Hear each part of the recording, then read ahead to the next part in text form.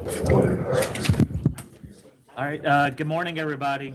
Today's date is August 16th, 2023. This is a regular meeting of the members of the State Liquor Authority being conducted in New York City with video conferencing to our offices in Albany and Buffalo. Present today are Chair Lily Fan and Commissioner Edgar De Leon. Staff in attendance, General Counsel Shannon Kearney-Sarfo, Associate Counsel Michael Amarato via WebEx, Juan Herrera from Licensing Bureau, and myself, Secretary Roper. This meeting is also being live streamed on our YouTube channel. The next regular meeting dates will be September 6th, September 20th, and October 4th. While in the meeting room, please silence your mobile phones and take any phone calls or conversations outside. Public restrooms are available. Please do not touch the microphones when you approach the podium. Items will be called in the order they are signed in, first in Buffalo, then Albany, and then in New York City. When your item is called, please approach the podium, identify yourself and representatives. You should also identify your clients who are present. Chair, do you have any announcements? Yes, so I just have a quick announcement.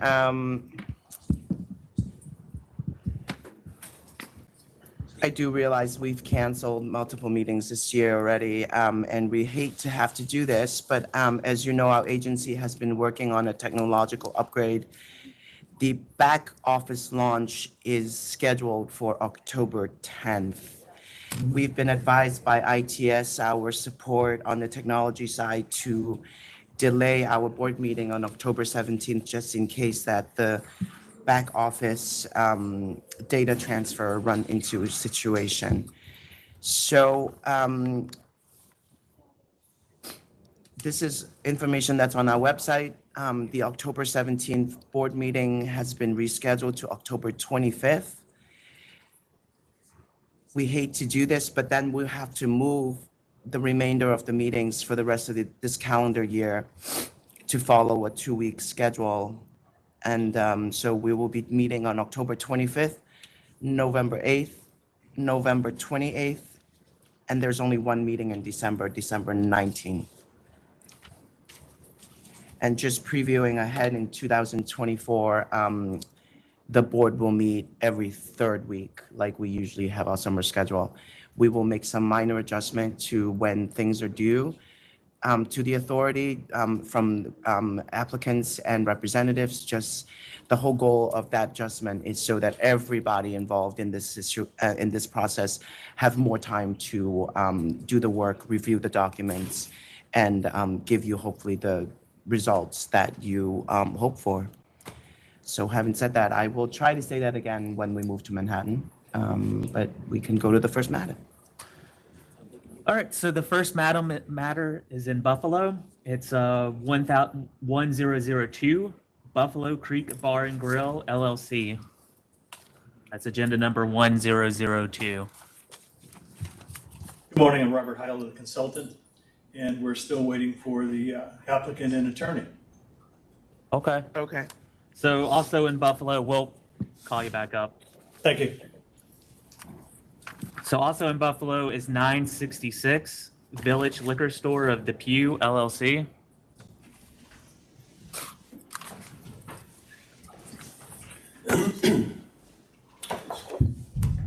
Good morning. My name is Justin Giuliano. I am the consultant that assisted Village Liquor of DEPEW with the removal application. Next to me is Monica Frankish. She is the sole member of the LLC. We're here before you to answer any questions that you may have regarding the removal application that we filed. Why are you moving?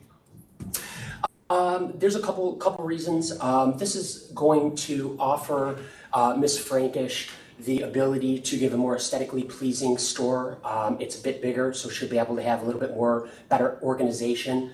Her current store has all of the inventory kind of right there on the floor with a very, very small minimal back storage room. It gives a cluttered appearance. The new store is going to have the back inventory separate from the actual sales floor. It's going to give it a cleaner look. Also, this location is located in a Tops Plaza, so it really will offer convenience to the public because shopping or shoppers within the plaza will also then be able to go a few units down in order to purchase, whatever their desire is pertaining to alcohol, liquor.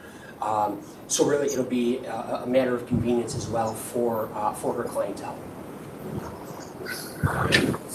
Okay. And she's operated the store since 1999? 1990, I believe. 1990. Oh, I'm sorry. It is 99. I apologize. Okay.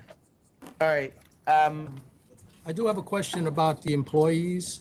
Sure. Is this the case where the employees are all given 1099 as opposed to actually being employees? That is correct, right? You 1099 them at the end of the year, like as private contractors. That's what you have. Yeah, Yeah, that is correct. 1099. So there's no workman's compensation or payroll taxes being paid for the workers at the liquor store? no, it's a family, so, the one we hired, yeah, we'll give it 1099. It's kind of like outsourced type thing. They are 1099, yes. So there isn't any of the workers' comp or any responsibility on Ms. Frankish. Have you been filing taxes in that way for how long, ma'am? Yes, every year. Since inception, right? Since the very beginning. Mhm. Since the beginning, sir. Since 1999? That is correct.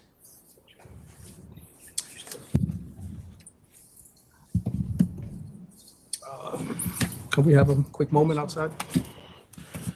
Okay, we're gonna go on a brief recess to conference with council. We'll be back on the record shortly. Thank you. Okay. Yep.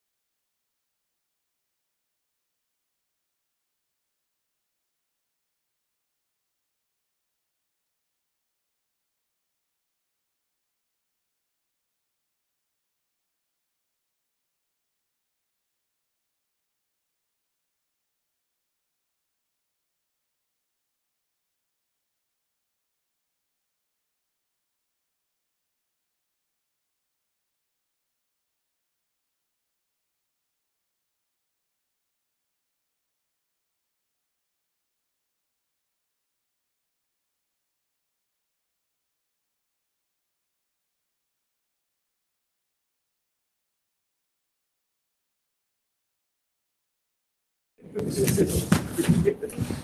right, we're back on the record after a conference of council.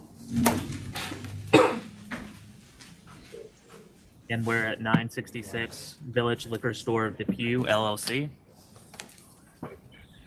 And members have any further questions or? None for me. Okay. And All right, if the members are ready to vote, Chair I vote to approve. and Commissioner. I vote to approve the removal. I appreciate it. Thank you for your time. Thank you. And we're still waiting for the attorney, Mr. Isle. I think she's there. My understanding is from a text I just received that they said it was postponed. For Buffalo Creek, Correct. is that Mr. Pierkowski that you're waiting for? No, Mr. Larigo. I don't remember granting an adjournment for this one. Okay, when was it postponed to? According was- to the attorney. That I he's don't given- have that. I don't have that date. I just received a text because I basically asked where they were and they said that they were told it was postponed. Well, it was postponed to today. Correct. Sure. All right, So do you need another adjournment then? I believe so. Please, if it's allowed, yes. Thank you. September 6th. I will inform them of September 6th. All right, Them. Commissioner, the attorney. That's fine. All right, and the applicant apparently is not there either, right? That's what you were saying? Correct. Okay, so adjourn till 9/6. Thank you very much. Yes. And Nicole, there's no one else there? No, nobody else is here. All right, please stay on till like 10:30, okay? Will do. Thank you. Thank you. So we'll move on to Albany. So the first item there is 962 VOORHEESVILLE VALUEMART, Inc.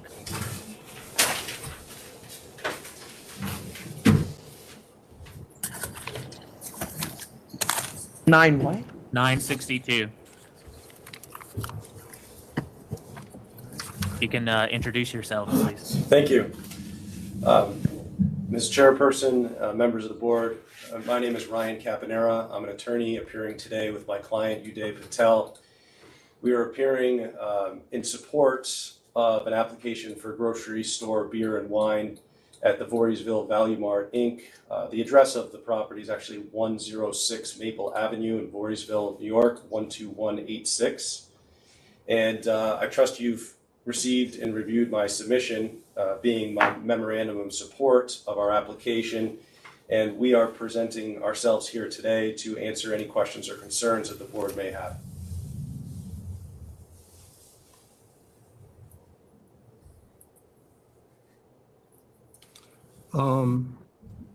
Has proof of residency been submitted?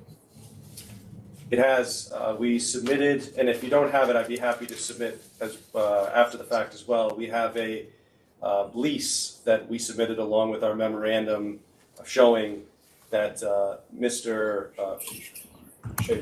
Shailesh Kumar Patel has a residency within the area of the store.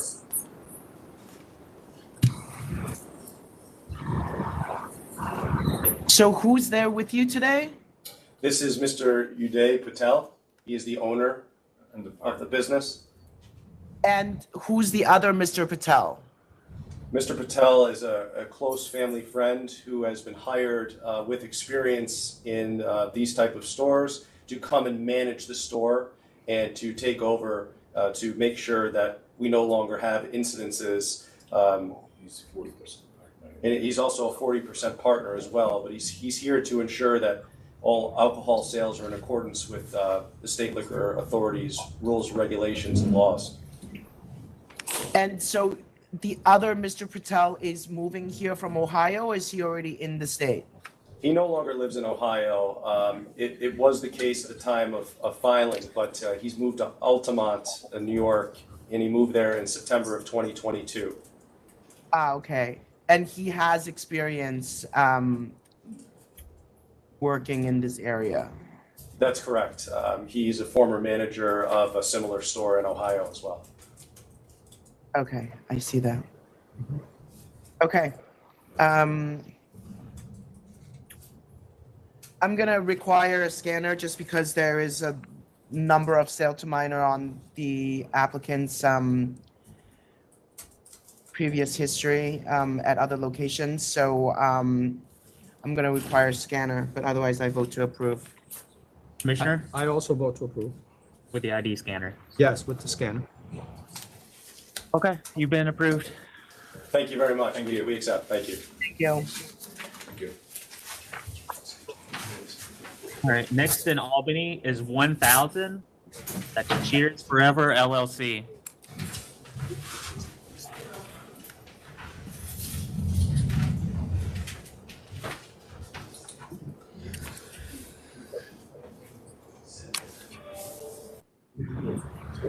Good morning, folks. I represent Cheers Forever as president. Vinod Mariwala is my name.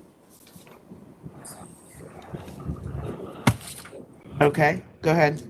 Applying for liquor license for Cheers Forever, doing business as Rome Liquor Authority. No, sorry. Rome Liquor Warehouse. That's a nice name. Are you patting yourself? Okay. So why do you want a liquor store? Why? So Yeah. I can be a billionaire. No, I just retired. I was in the hotel industry. I had a liquor store, so I'm retired now. I have COPD, so I can do much work. So it would be a good investment for retirement. I hope. Are there any protests? No protest. Oh, There is Chair- no opposition. There's actually no protest on the record. It's quite shocking. And the Oh, I'm a closest nice store is guy. 2 miles. I know, the closest store is 2 miles away. I don't know how you won this chatbot here. Cheers forever, I guess. Yeah. Yeah, you're good? Number. All right, with no protests, and neighboring stores doing healthy numbers, the closest store is 2.1 miles away, in Rome, New York. I'm gonna vote to approve. And Commissioner, I also vote to approve. Thanks for coming in, sir. thank you, folks. have a good day. You too, folks. Thank you, man. Appreciate it. All right, Paula, there's no one else there in Albany. All right. There is not. All right, just leave it up till 10:30. Thank you. Will do. All right, so moving on to the New York City. And let me just say again that because of our computer system upgrade, October 17 full board has been moved to October 25th. And subsequently, there are only 3 more meetings for the remainder of this calendar year. For actual dates, please look on our website. Thank you. All right, first item in New York City is 1003, CHIKKITA Corp.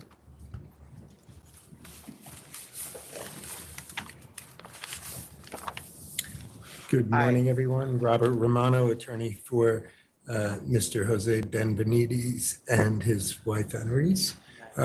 We have submitted the security plan as requested and the personal questionnaire for Walter Benavides as well. I believe you have everything you requested. If you need any further questions answered, we'll be happy to. And you've been operating on a temp, you said? Yes. That's right. Okay. And there are no incidents. What are your hours?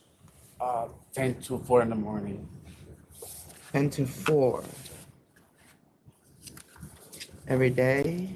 No, that's just the weekend, Friday, Saturday, Sunday. Okay. And then during the week, what are the hours? During the week, we're closed. During the week, you're closed. That's a natural. You're only open on Friday, Saturday, Sunday? And Monday, So you're open Friday to Monday? And that also affords him the time with his other work, which again, if approved here, I think we discussed to be winding down that work shortly.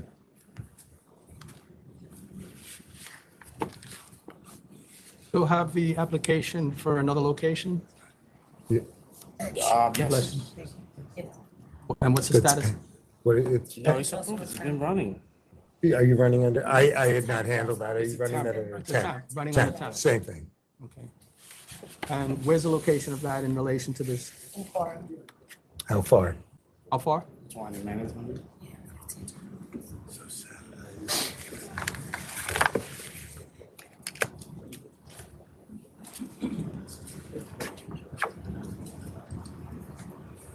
What is the exact address of this location? 3720 Route 112. No, Chiquita? Of this application, Copacabana. Copacabana's 3943, 32nd, and Shirley.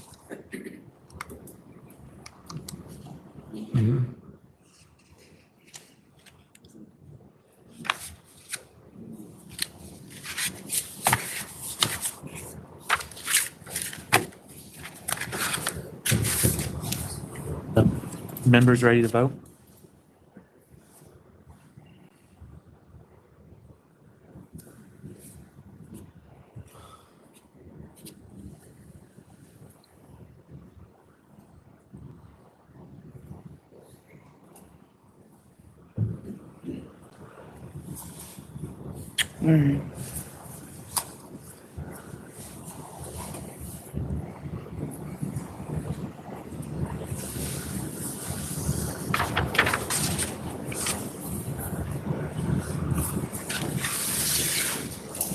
Are you gonna maybe open on the other nights as well, or you want me to just give you Friday, Saturday, Sunday, Monday? You might want to It keep might it. be Thursday. Do you want to keep open the option so that you can? Uh, Just All right, so I'm Okay. going to vote to approve Thursday to Monday, 4 a.m.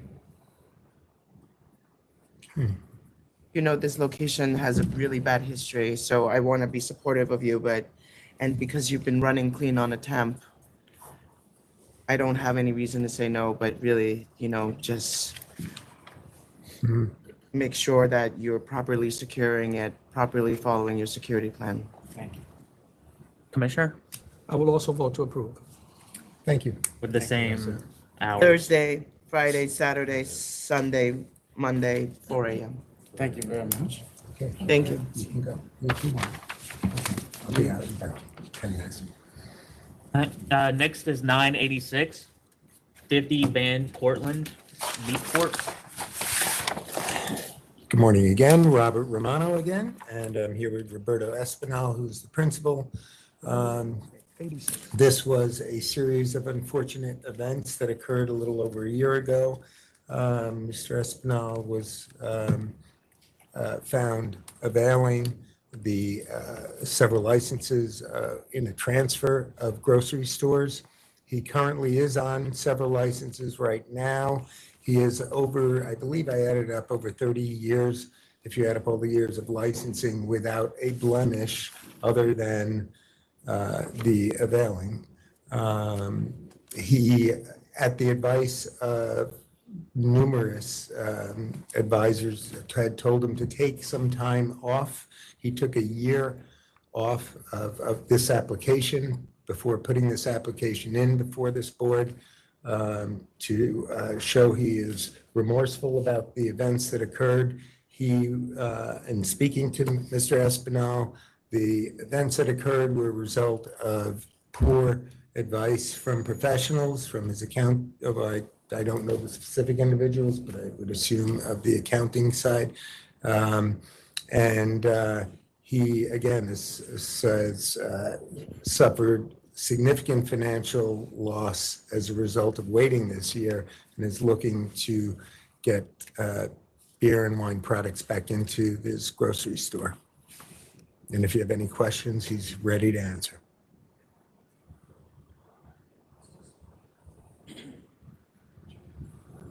Really concerned about the pattern of conduct. Okay.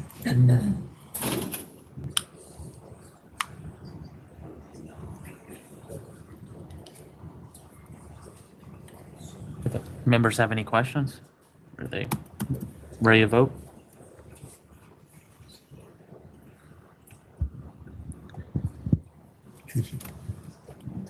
If there's any hesitation with regard to the availing, I would ask that you ask Mr. Espinel directly. I mean, he, at least to me, was very convincing about how the events occurred, why they occurred. He wasn't exactly clear, but it was the result of advice, again, that he had been given.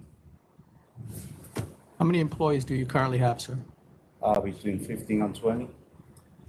At this location? Yes. Right. Why don't you tell us in your own words about the problems? Okay, so the problem occurred when I purchased a store back then. I want to get to that. The lawyer was supposed to transfer the old license and give me a temp, and I find out after that it was not temp in the store. So on my understanding, I had a temp working in the store. So when the inspector came that we looked for it, it was none. When we tried to contact the lawyer that did the closing, he even lost the old license from the seller. So, with that saying, what he told us, he got very sick back then. It was in 21, I think it was. So that's when they find out that I had no license. But in my belief, I thought I had a temp working in the store. I don't know that explains the pattern that we have here. Look, I believe in redemption. Everybody gets a second chance. In this case, maybe a third and a fourth chance. And I'm really concerned about all the people that work for you could lose their jobs. That's totally true. In the store, I've been hurt in the store. After we lose the license, the sales went down a lot. So I try to keep it open. And sir, did you seek any recourse against the attorney who misguided you? Actually, the guy's no longer working. I don't know if he's still sick or I don't know what happened to him, but I have lost contact with him.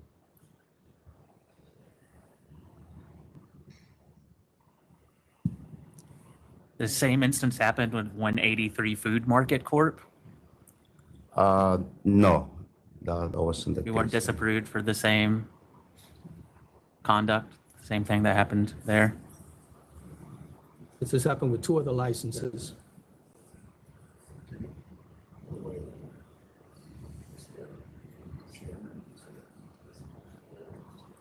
Bill, you want to take a quick second? Okay. All right, we're going to take a brief recess to conference with council. We'll be back shortly. Please.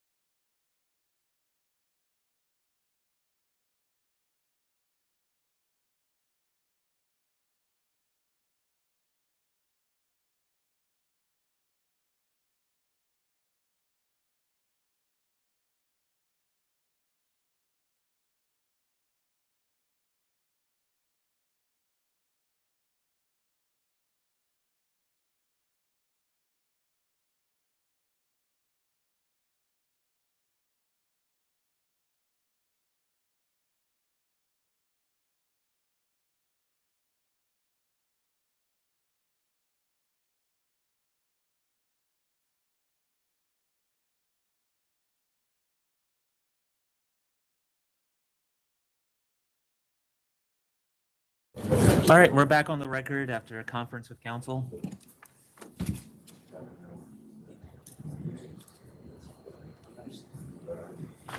Members have any questions or? Any questions, Will? Ready to go? Yeah, I'm all good. All right, Chair. I think I agree with Commissioner DeLeon that there's just a lot of messiness here, so I'm gonna vote to deny. Commissioner? I also vote to deny this time. Okay. All right, I'll talk to you. All right, thank you. Thank you. So next is 1004 Sawmill River Liquors LLC.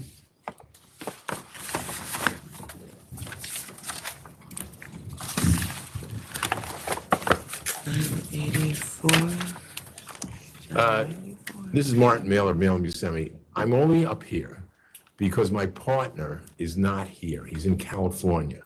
I And thought we moved this to 996. That's what he told me you did. Right, Okay, so then Yeah. we're good. yeah, we're good. All right, thank you. Commissioner, you okay with that? I'm okay.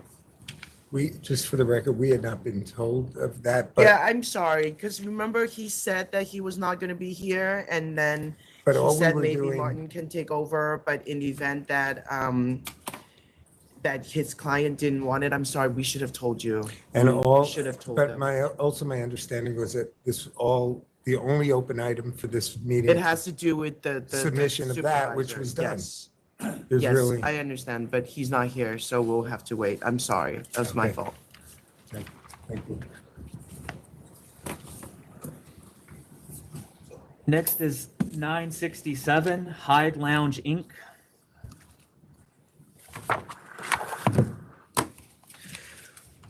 Good morning, members. Max Bookman, Pazetsky and Bookman for the applicant. With me is Phil Loria. He is one of the applicant principals. This application and the next application that you'll hear from me were sent to the full board for the same exact issue. The question is a legal one. Does section 106 sub 9 of the ABC law prohibit the issuance of this license? This license is for an on-premises, full on-premises liquor license under section 64A, 6A of the ABC law, which we all just call a tavern liquor license. And 1069 is one of the more arcane sections of the ABC law. We reproduced it in full on page 3 of our brief to you with appropriate highlighting. It's arcane, but it's not incomprehensible. It sets out a rule and then sets out several exceptions to the rule, as statutes typically do. The rule is that restaurants and licenses issued under 64A, 6A, i.e. taverns, are not allowed to be located in buildings where there is an internal access to other portions of the building. You can't have doors or passageways that lead to other unlicensed portions of the building. I think it's an old anti-speakeasy rule.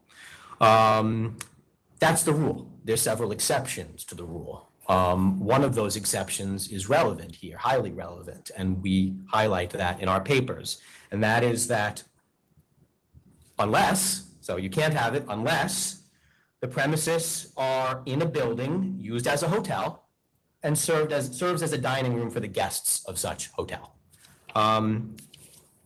This section has been used for years. That exception has been used for years to license hotel bars, bars in hotels that don't have the food menu or the kitchen facilities sufficient to classify them as restaurants and meet the restaurant eligibility criteria.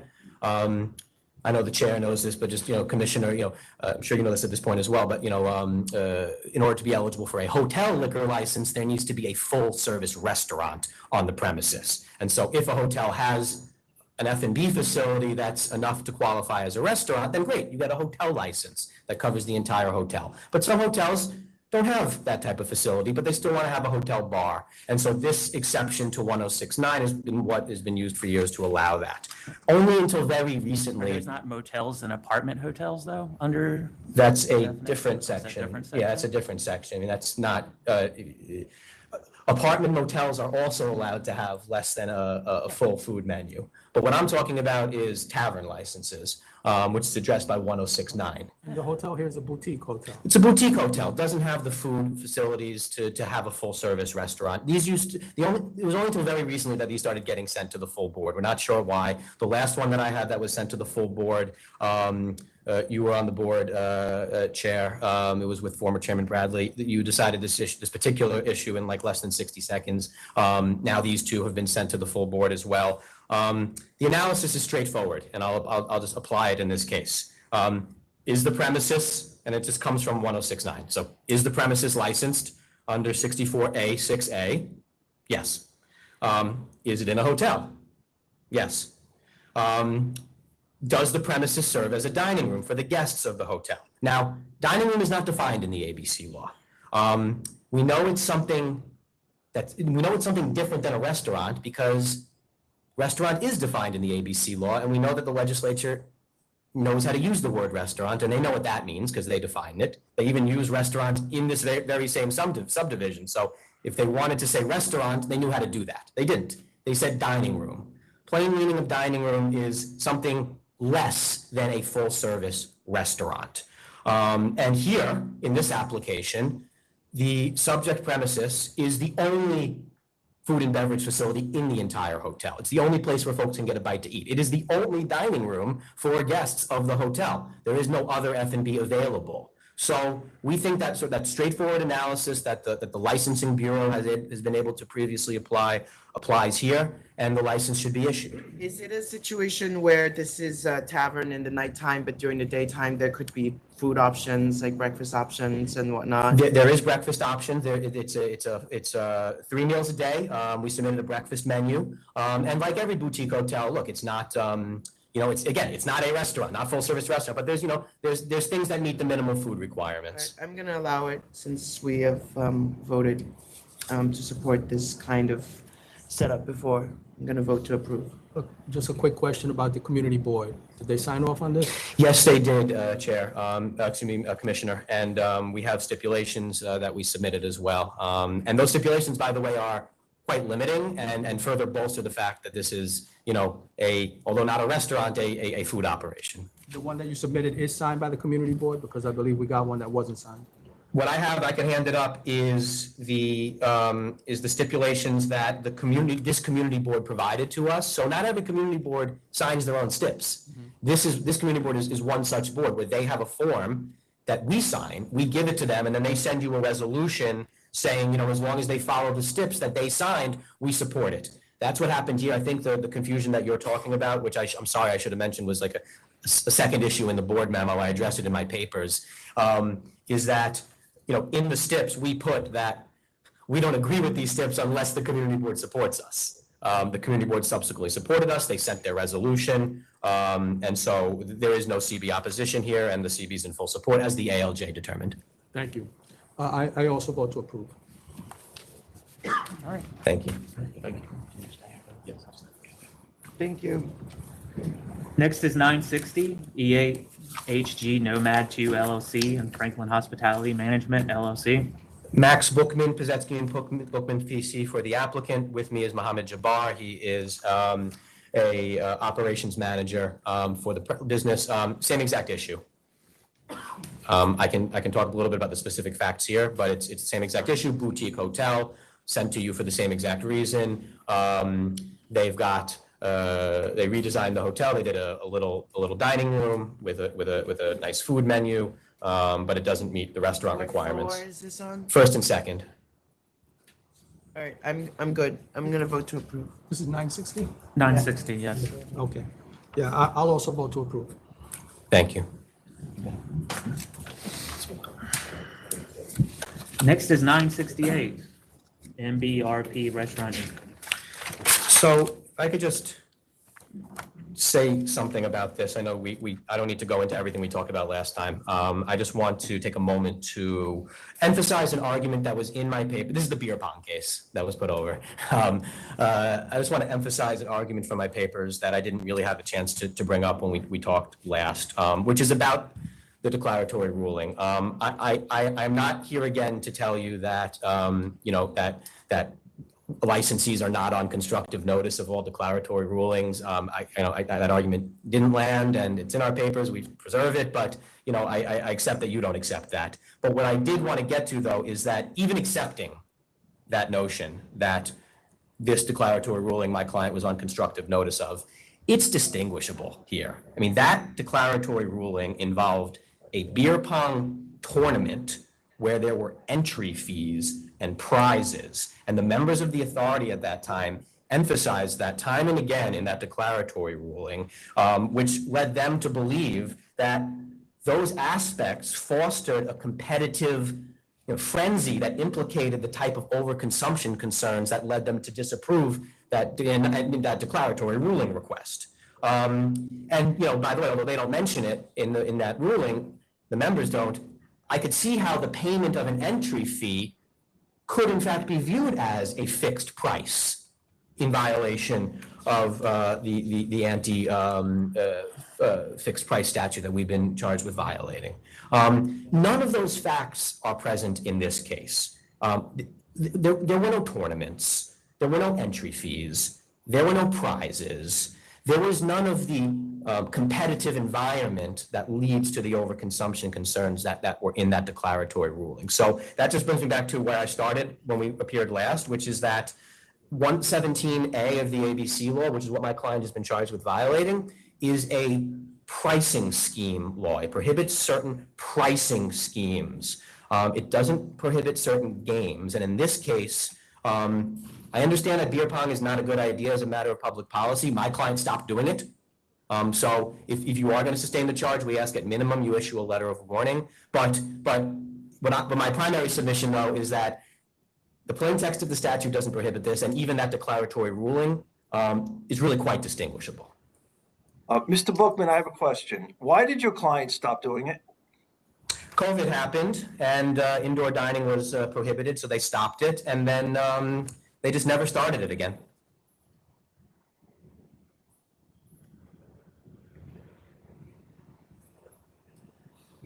It's very interesting, the name of the client in this case, the Stumble Inn.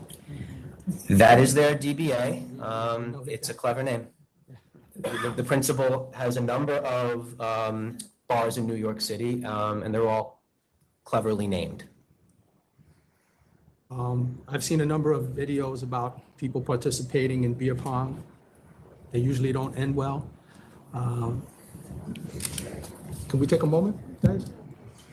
All right, we're going to go on a brief recess to conference with council. We'll be back on the record shortly.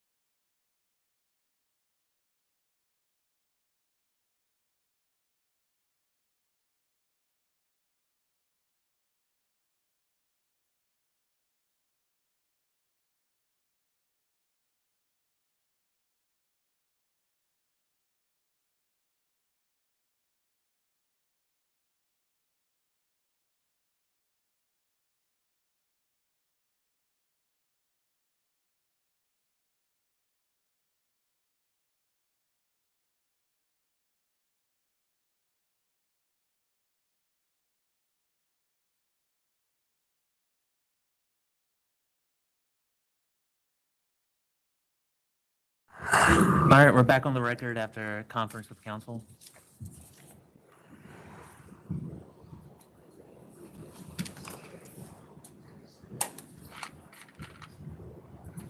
Want me to go? Anybody? I think we're Yeah. ready to vote. Are you ready to vote? I'm ready to vote. Yeah. Chair? So, I think we agree with you. I think on the technicality, I agree with you. But I think the idea is a slippery slope, so I'm be willing to go to letter of warning.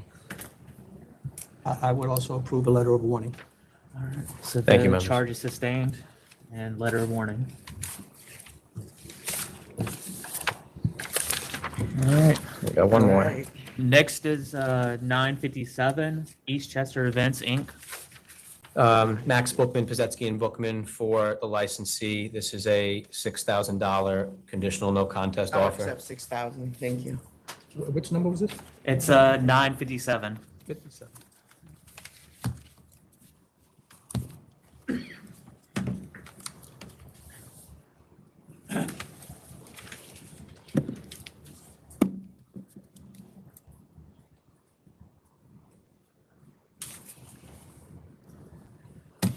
I concur. Okay. Thank you, members. Thank you. Next is 947 New Drop Plaza Liquor Store, Inc.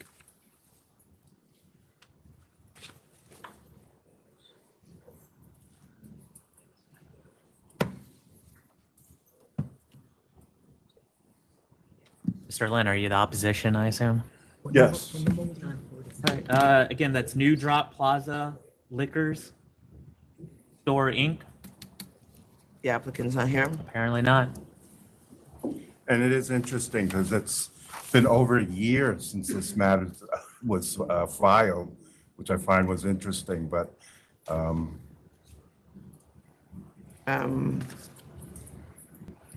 Like to proceed. I guess if Mr. Lynn and the opposition wants to at least put their names on Yeah, the record. you can put your, they can go, since they're here. All right. okay. Charles Lynn for the opposition. With me today is Naveen Patel. He's the sole principal of Reliance Wines and Liquors, Inc. And also with me is Eric Steiner. He's the sole principal of Liquor Cabinet SI LLC. Okay. And should I go through the whole opposition? Yeah, I think so. Okay. As far as proximity and saturation, it would appear that the public is already being well serviced by the current stores in the neighborhood. There are 8 active stores within 1.7 miles of applicant. Applicant is in the middle of my 2 client stores, Reliance Wine and Liquor Cabinet, 1 avenue to the south, just 0.8 and 0.6 miles respectively, and in the middle of 2 stores, east and west, EMI Liquor, 0.6 miles directly east of applicant, and Annie and John Inc., 0.9 miles directly to the west. So there are 4 stores within 1 mile, less than 1 mile of the applicant. As to gross sales, Reliance Wine shows $1 million decrease in sales in 2022 compared to the COVID 2021 sales. Liquor Cabinet is a brand-new licensed store, licensed in June of this year. That is a transfer, though, it's not a new application. Licenses, they're the 2 closest stores have significant increase in sales, both EMI and Annie and John in the 4th, as the 4th closest stores, with significantly less sales for 2022. As far as demographics, population growth appears to be small over 10 years, with the population growth in zip code 10306 being about 51,000 in 2010 and close to 56,000 in 2020. So it was only a 5,000 population increase over a 10-year period. There's no evidence that applicant will be supplying any new lines of products or any new services that the current stores are now supplying, especially the four closest, less than 1 mile away. There's no evidence of increased demand for alcoholic beverages based upon population.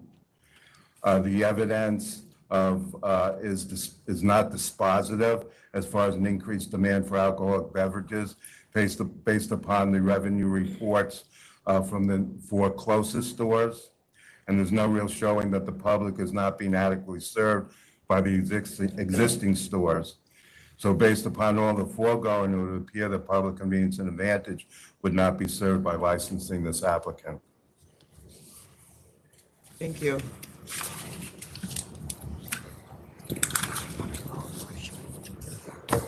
I'm good with voting, if you're good. All right, are the members ready to vote? Yeah, since the applicant is not here to argue public convenience and advantage, I don't find any public convenience and advantage and vote to deny. I also vote to deny. Thank you. Thank you. Thank you. Next is 1005, FANDOQ Inc.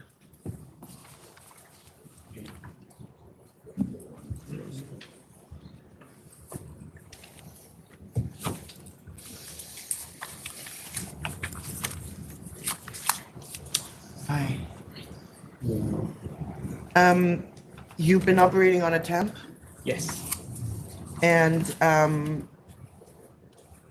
your hours are what? 3 to 9 weekdays, Friday, Saturday, Sundays, 1 to 10. Okay. Are you okay with this? Can you at least put your names on the record? Oh, I please? apologize. Patrick DeLuca, here to represent FANDOQ and my clients, Mr. Ghaffari Yes. and Ms. Jalizada. Thank you. Are you members ready to vote or? Yep. Okay. I'm going to vote to approve recorded music only, no third-party promoters.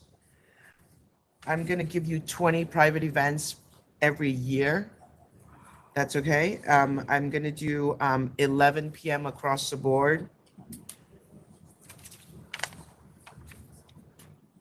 I also vote to approve with the conditions. Thank you. It's okay. Yeah, you're Thank welcome. Thank you for coming in. Next is 998, Sherry Lehman Inc. 995. 998. Oh, 998.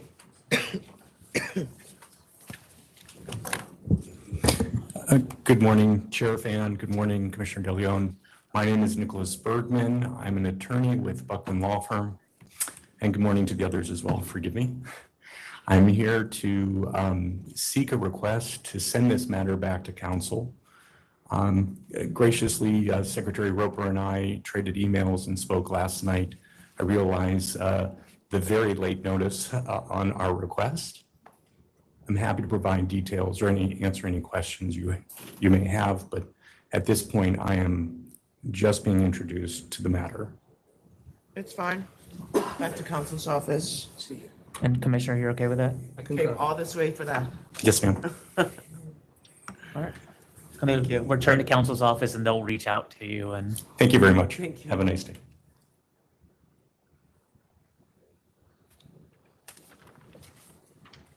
Next is 1008, 1965 Coney Island Avenue LLC. Thomas Burke from the Law Office of Stacy L. Weiss. This is a CNC with an offer of letter of warning. Yep, I'll accept letter of warning. Thank you. Thank you. Commissioner? 1008. 1008, yes. That was the one where they got into a fight because of the Oh. photographer. Right. And we asked him to submit the CNC. Yeah, okay. Yeah, I agree. Okay. Thank you. Thank you. Next is 943 NORTHPOINT Wine Shop LLC. Once again, Thomas Burke from the Law Office of Stacy L. Weiss. With me is one of the applicants, Dorothy Kowalski. Good morning. This is an application for a new package store to be located in Greenpoint, Brooklyn. I guess. Uh, You're in opposition, correct? You want to hear from? Yes, sure, opposition? we'll hear from opposition first. Like we've heard from her quite a bit. Okay, here we go, You may down the line recognize her. again. I know, I was here last month, I'm gonna be here September 6th. There's two new shops that opened in the last couple of years that have impacted my sales greatly, or the sales of Dandelion Wine, which is located at 153 Franklin Street in Brooklyn, New York. Our sales are even less than 2019 at this point. I just had to let someone go. There's really not, I mean, I don't know what else to say. You can look at the sales. There's really not room for more business, more wine shops, more liquor stores in the area at this time. I'm happy to answer any questions. I think you all know my story, but Yeah. okay. Thank you.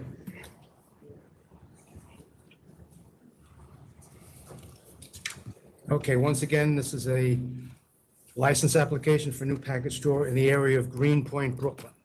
So between 2010 and 2020, the population of Brooklyn increased by 9.4%.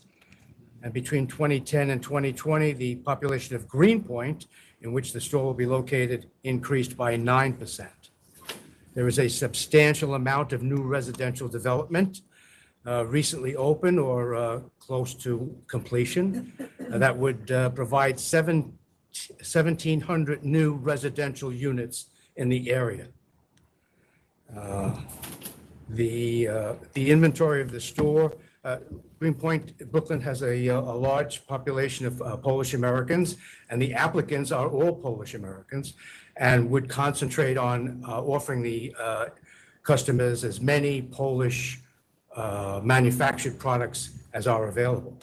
The applicants are three brothers and a sister. They're all Brooklyn residents. They've owned a real estate business in Greenpoint for 20 years. They have strong ties to the community. They know many of the community members, have found apartments and homes for those community members. And I think they would be excellent operators of this store. For those reasons, I ask you to approve the application. All right. Members have any questions? Is there you're only applying for a wine store? No, she's got. Just one. Instead of Oh, just it's a just wine. wine? Oh, I'm sorry. My mistake. Okay. Is there a huge Polish wine drinking population? About in this area? 17% of Greenpoint is Polish American. 17%. What is that in numbers? I couldn't tell you that right offhand. Okay. Polish wine, I guess. No, how many, well, what yeah. percentage of the population is Polish? That's So the it question. would be, let's see, Okay. it would be 17% of 159,580 people. That's the last census in Greenpoint. I think the question was, will you be selling wines that's specific to the Polish community or Polish? There are wine? actually new products that are just coming to the market that are specifically from Poland that I'm actually looking into importing from Poland specifically for this. You name a few, just for the record? I would have to see the labels. I Okay. didn't bring it. All right. Can I just add, I'm also solely wine, I only have a wine license. Yeah, I know. Yeah, so I'm supportive of your business concept in this area. As you hear, it's way oversaturated with wine and liquor stores. She's here all the time in protests. It's one of the most popular zip codes that I think in applications. And so, as she mentioned, 2 of the 3 closest stores are actually doing numbers in 22 that is lower than 2019. Yeah. That is proof to me that there is no growth and no increase in demand. The other store, in fact, is a new store that has just been in since 2021. And so the sales numbers of it were, in theory, not really even able to analyze for purpose of public convenience and advantage. And so with that, I'm going to vote to deny. You guys are probably good applicants, and I'm supportive of your concept, and maybe you find a different location to do this. Commissioner? I would agree with the chair. The gross sale figures that I have are also down in two of the stores, significantly down. So I will concur with the chair. Okay. Thank you. Okay. Next is 944 SOHOGOZO LLC. Once again, Thomas Burke from the Law Office of Stacy L. Weiss. With me are the applicants, Marcello Corvin Baez and Alex Wantabi. The community board recommends disapproval of this application because the applicants failed to agree to the community board's proposed conditions. They had one condition, close at 12 p.m. across the board. Well, I think the argument is that they want a restaurant and not a nightclub in this. There is no location. indication here that this is not anything but a restaurant. It's been a restaurant at that location for 79 years. They just moved in and took over the restaurant. It's going to be the same clientele. It's a restaurant that's been open till 4 a.m. every night for 79 years. It serves all of the civil servants and law enforcement personnel in the community. The courts are open, 1 Police Plaza, 26 Federal Plaza. The prison, the jails are open overnight. Gives these people a place to sit down in a decent restaurant and have a full meal. And that's been the case for 79 years. I don't know why the community board thinks they want to open a nightclub. There's no indication here whatsoever of a nightclub. They've been open since February. They haven't had a nightclub. I think it's because they run other establishments that are more like a nightclub. That's my understanding.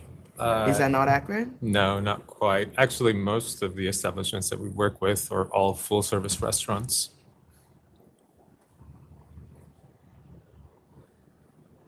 Okay.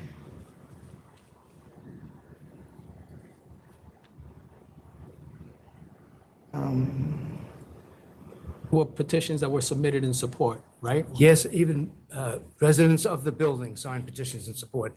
I submitted them in my papers. A number of, two It was noted- petitions. Yeah, it was noted in the opposition that,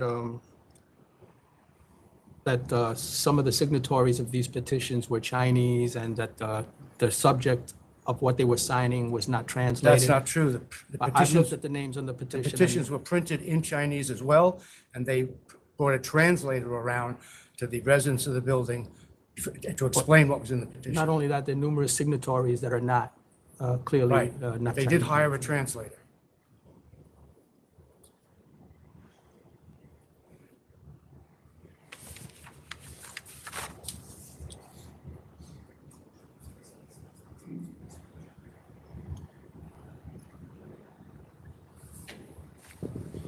You have a temp right now. Yes, Okay. they've been operating since February.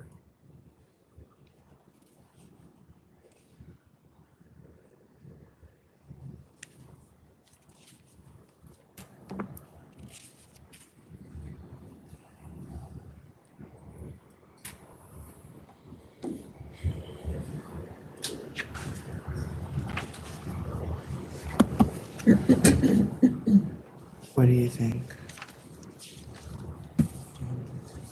The one letter that is in opposition is from one person Yes. that is a tenant in the building. Yes, and a part-time tenant. It was someone who inherited the apartment, it's a rent-controlled apartment from their mother, doesn't actually, lives out of state and visits there occasionally. Is that person also a member of the community board? Not that I know of.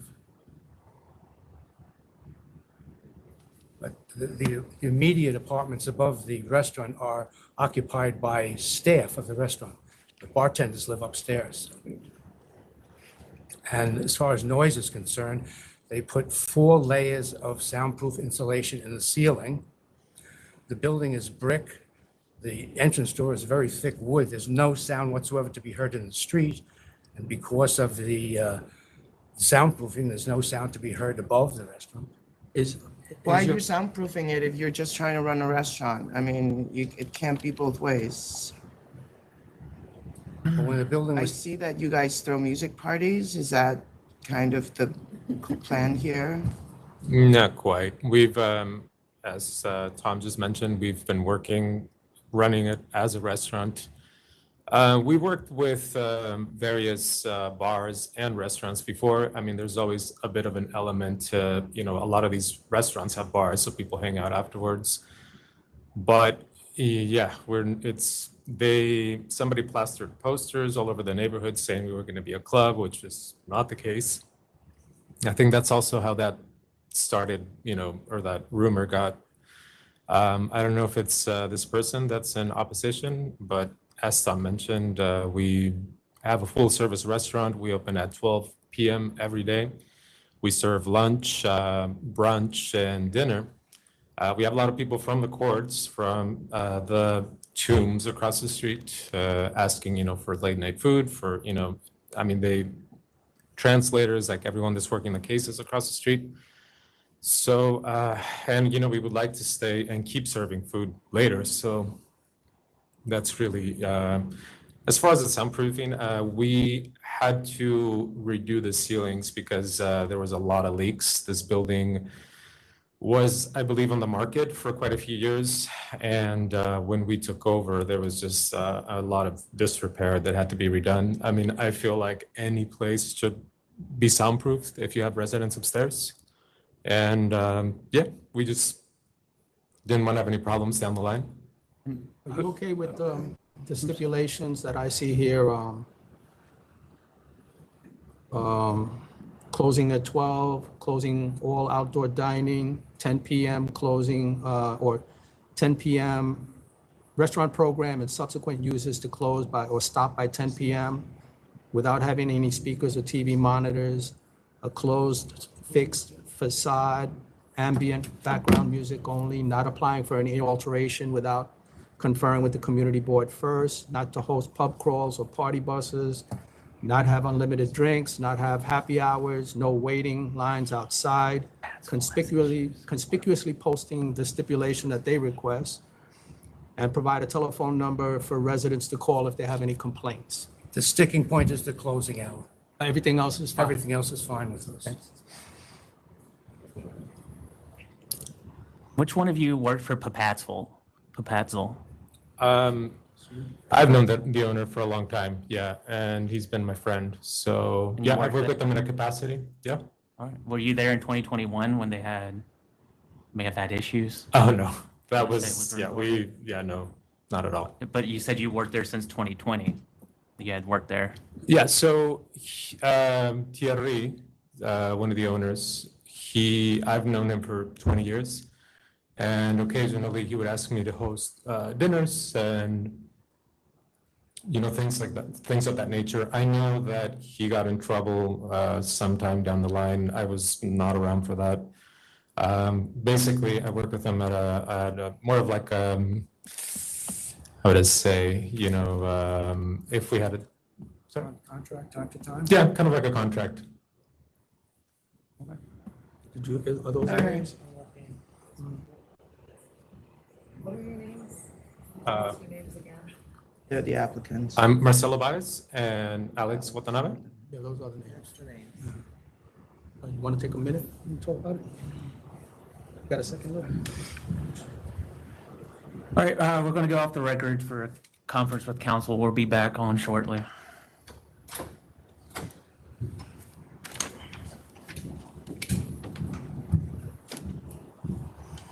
I don't know where they're getting this whole district from. Yeah. This place continues to license itself for 7 years. For whom? As a liquor. A restaurant, Fordham's restaurant. For 393 license. Can you, what doesn't count? No, I don't know. Okay, I'm sorry.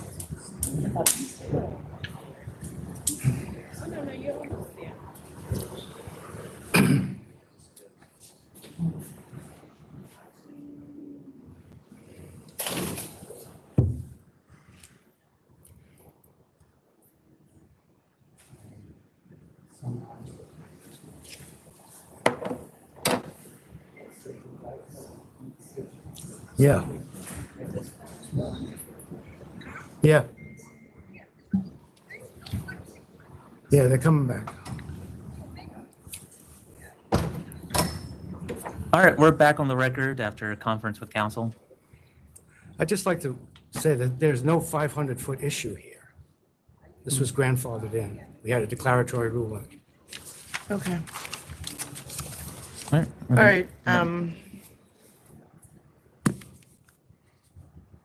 Given community opposition here, and that you're saying you're going to be a restaurant, we will be happy with recorded music only, midnight across the board. And we will take all the steps that the community board put in place. Is there no way to extend that closing time? I mean, the community is used to eating in that restaurant after midnight. Guys work night tours, judges, lawyers, cops. I've been volunteering at that court since 1997. I think I know the You know customers Fellini's, that are right? going and trying to see who.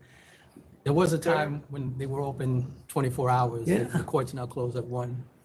Well, police headquarters, I mean, you worked midnights at a police headquarters. I live, of course, in 26 Federal Plaza. Lights are on all night. I mean, those guys get a chance to eat in a decent restaurant. Could you make it 2 o'clock? I think midnight is good. You can come back for more hours after 1 year of our operation. Commissioner? I concur with the chair. Thank you. Thank you.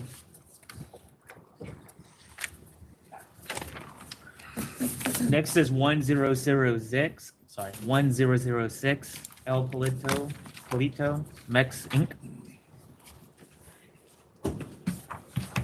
Polito. Good morning. 1006.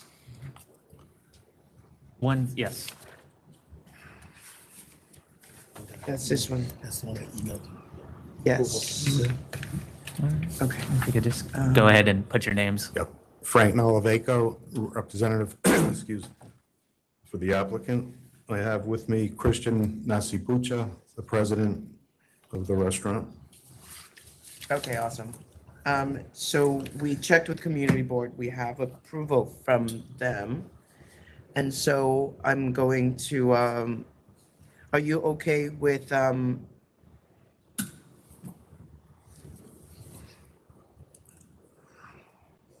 midnight close? Yeah. Well, it's even later than what they have now. Okay, so we're gonna do,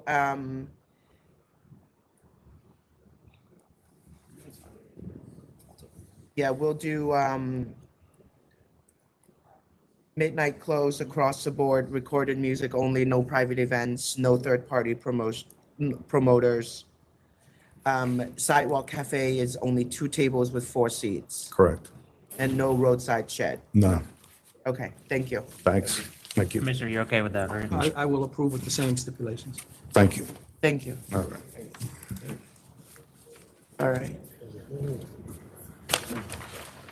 All right. Next is 965, 658 Sunrise 965. Club Inc. Okay. Yeah. That was a good thing.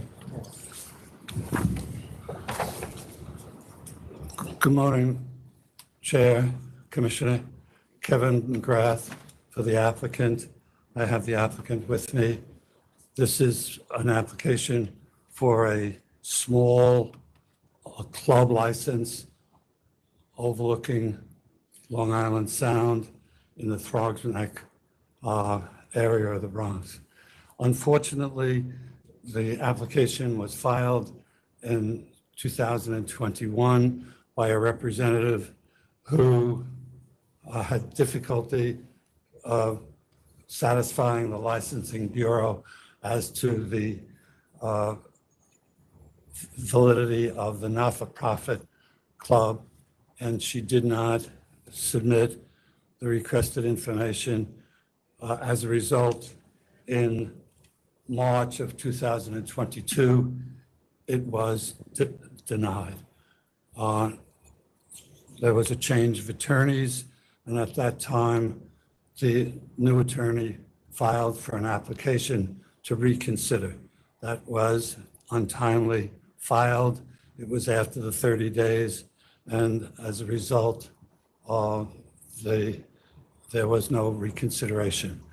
My office took over the matter shortly thereafter, and speaking to council's office, it was decided that we would file a whole new application setting forth the proper documentation of the not-for-profit, which we did. And in June, when I inquired as to the status of the application, I was advised that it had to go before the full board because the license had been denied within a two-year period. We're here today on that technicality, and we are asking for the issuance of a temp in this case. This is a small bath club. It's been in existence for over 70 years. It's used just for the community. We have limited hours, and we have limited days of activity. And in the wintertime, we don't even operate other than on the weekends. So I respectfully request that this application be granted and the temporary issued today.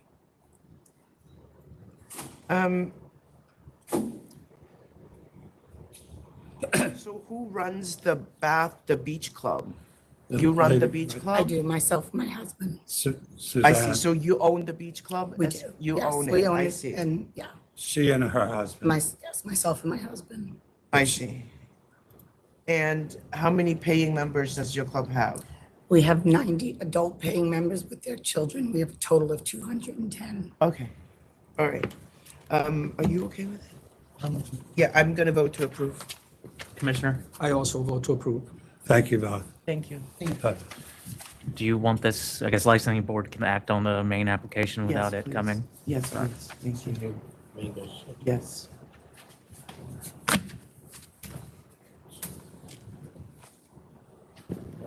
All right. Next is 964 New York Indoor Sports Club, Inc.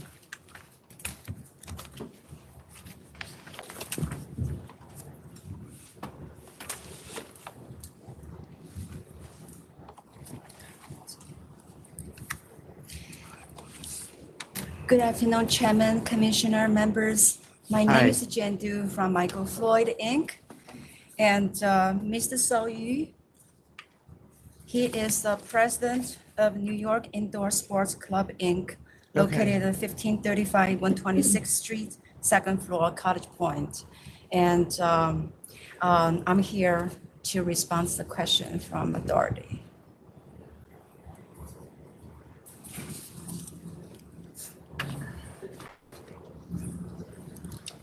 Yeah.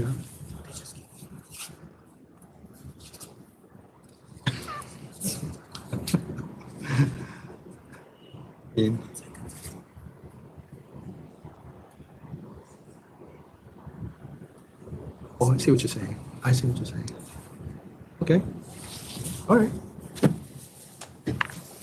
All right, I know you've jumped the gun a few times here trying to sell without properly being licensed. But I respect that you're here trying to properly be licensed so that you can have this extension of your business. So I'm going to vote to approve. Thank you so much. Thank you. And Commissioner? I will also vote to approve. Thank you. Okay. And again, this doesn't have to come back, or do you want? No. It's, Just give them to me, the license. thank you. Yeah, thank you. Next is 945 C&D Food Services, Inc.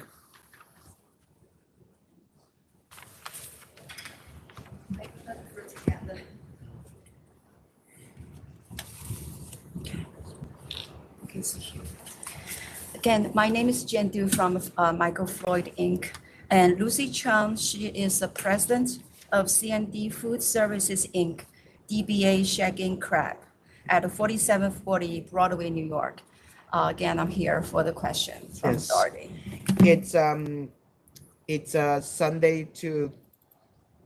It's Sunday at 11 and then Monday to Saturday, 2 a.m.? Right. It's yes, Sunday, right? Yes. Okay. And what kind of experience do you have in this area of food service? Could I talk for her? Yes, Because she's sure. on limit. Okay, I understand on the 500 rule hearing, it says she's helping with the friends, the business. As a matter of fact, on the questionnaire, because they're only asking for 5 years history. So before, when she owned a beauty salon, her family owned an iPod on Chinatown for the many, many years. So she worked there for many, many years since she was very young. So she really has a lot of experience, but on application, we only listed the 5 years. Okay. Yes. For So future she- references, I think it actually states any experience in the Yeah, because alcohol, only not the just 5 five, years, so. you know. And then also the franchisor, Shaking Crab, also give them a very extensively training. Yeah. How for many only- other shaking crab do you have? There's only one, her family actually supporting her to open this restaurant. And they Another have one other is, shaking crabs? Yes, another one is the Bronx. It's not her family, but it's related, right? The Shaking Crab and the Bronx. Okay, so Yeah. you have other family members that have this franchise chain? It's not really directly, but it's. Yeah, yeah. Yes, Okay, yes. fine. Okay. Do they have a training program like most franchises have? Yeah. And we also already submitted I think, yes, inside the package of the whole package, I already submitted to the authority. Yes. Like McDonald's has Hamburger University? Yeah, they do have this, yeah. But just in the future, when you fill out applications for the personal questionnaire, it says all. So it says list your employment history for the past 5 years to present date. That's just normal employment. But this says also list any employment history that shows experience in the alcohol industry. Okay. So you I can go will do that. further back than I 5 will- years if it's I will do relevant. that. I will Thank do you. that. Yes. Are the members ready to vote? Yes. I'm gonna vote to approve. 11 o'clock on Sundays, 2 a.m. Monday to Saturday. Recorded music only. I will also vote to approve. Thank you. Thank you so much. Thank you. Thank you. Bye, thank you. On Sunday? 11 o'clock on Sunday, yeah, and 2 a.m. all the rest of it. And the third. Yeah. All right, next is 990 Studio 59 LLC.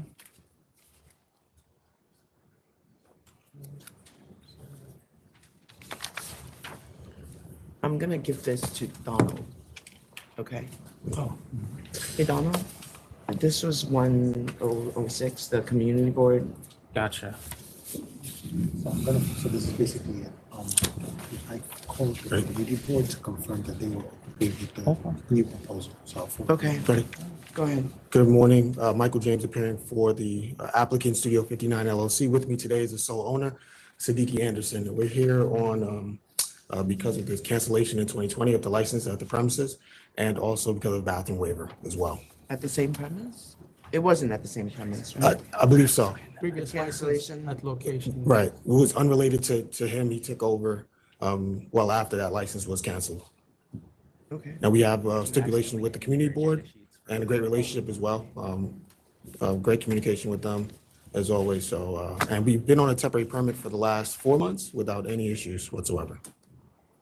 I think these are yours. And requesting a waiver of the restroom rule, Yes, yes, Commissioner. maximum capacity is 30. Correct, yes. I'm okay with it. So am I. Okay, cool. So I'm gonna vote in the affirmative with the community board's support, adopting all of Queens Community Board 1 stipulations that were dated June 23rd, 22, including 4 a.m. karaoke live recorded DJ, no pride events, no third-party promoters. I am okay with a bathroom waiver. I approve with the same stipulations. Thank you. Have a good Thank day. you. Thank you. Next is 985 Taste Wine LLC.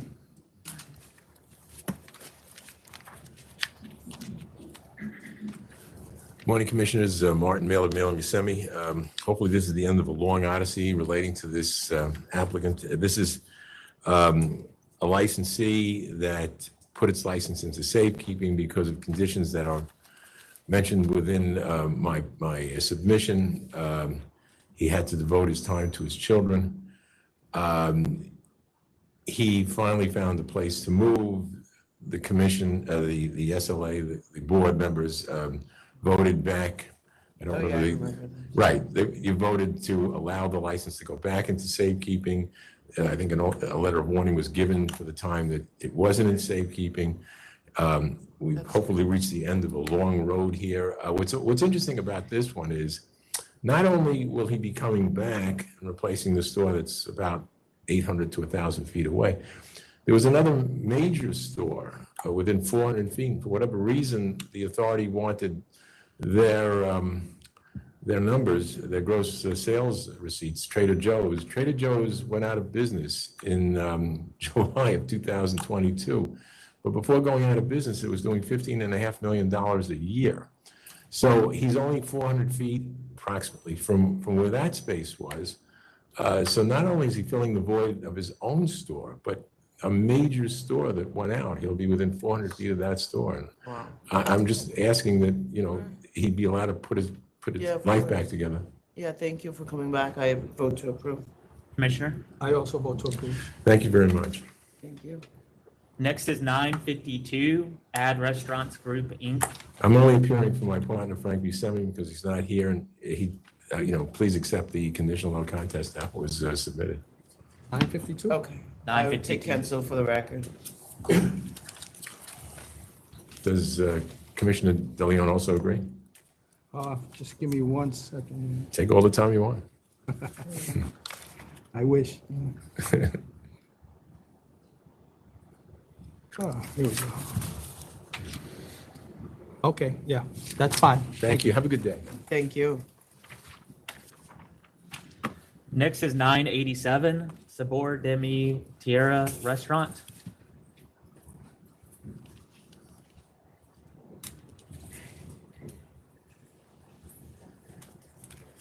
Yeah, thank you. Yeah, so she's not, she doesn't have a representative, and she needs a.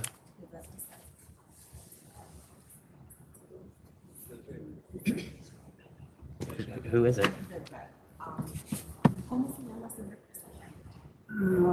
Fernando Hernandez.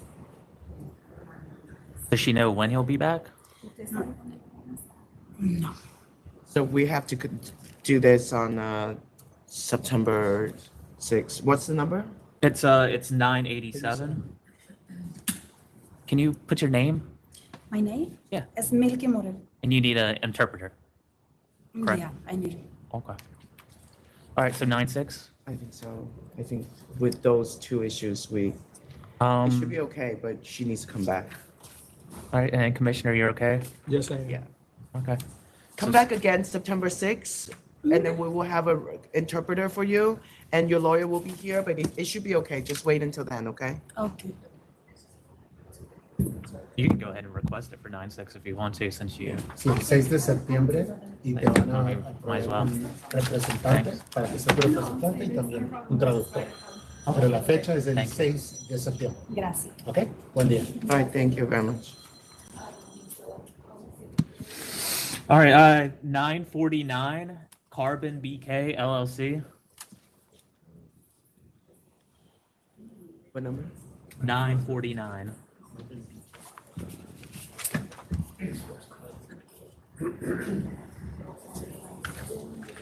Good morning, Frank Palillo and Tina Don, represented Carbon BK. just speak into the microphone. Tina Don. Great. And what are your hours? We just changed them to 4 p.m. to 12. From Sunday to Thursday. Closed Friday and Saturday. Closed Friday and Saturday. We're in a religious Orthodox neighborhood, so they observe Shabbos. Okay. And it's recorded music only? Yes, I should also add that we've been operating since October on temps with no issues. Yeah. Are you okay? I'm fine. Okay. So I'm gonna do midnight across the board, recorded music only. No private events, no third-party promoters. For the record, Commissioner, just so you know, we have no problem with those hours, but the community board did approve till 2 a.m. We're fine with 1. We're not going past 1. I can do 1 a.m. Okay. One is fine. Yeah, one is fine. Thank you. Thank you. And Commissioner, you said you were okay with that? I'm fine. Yep, yep. Okay. Thank you. Thank you.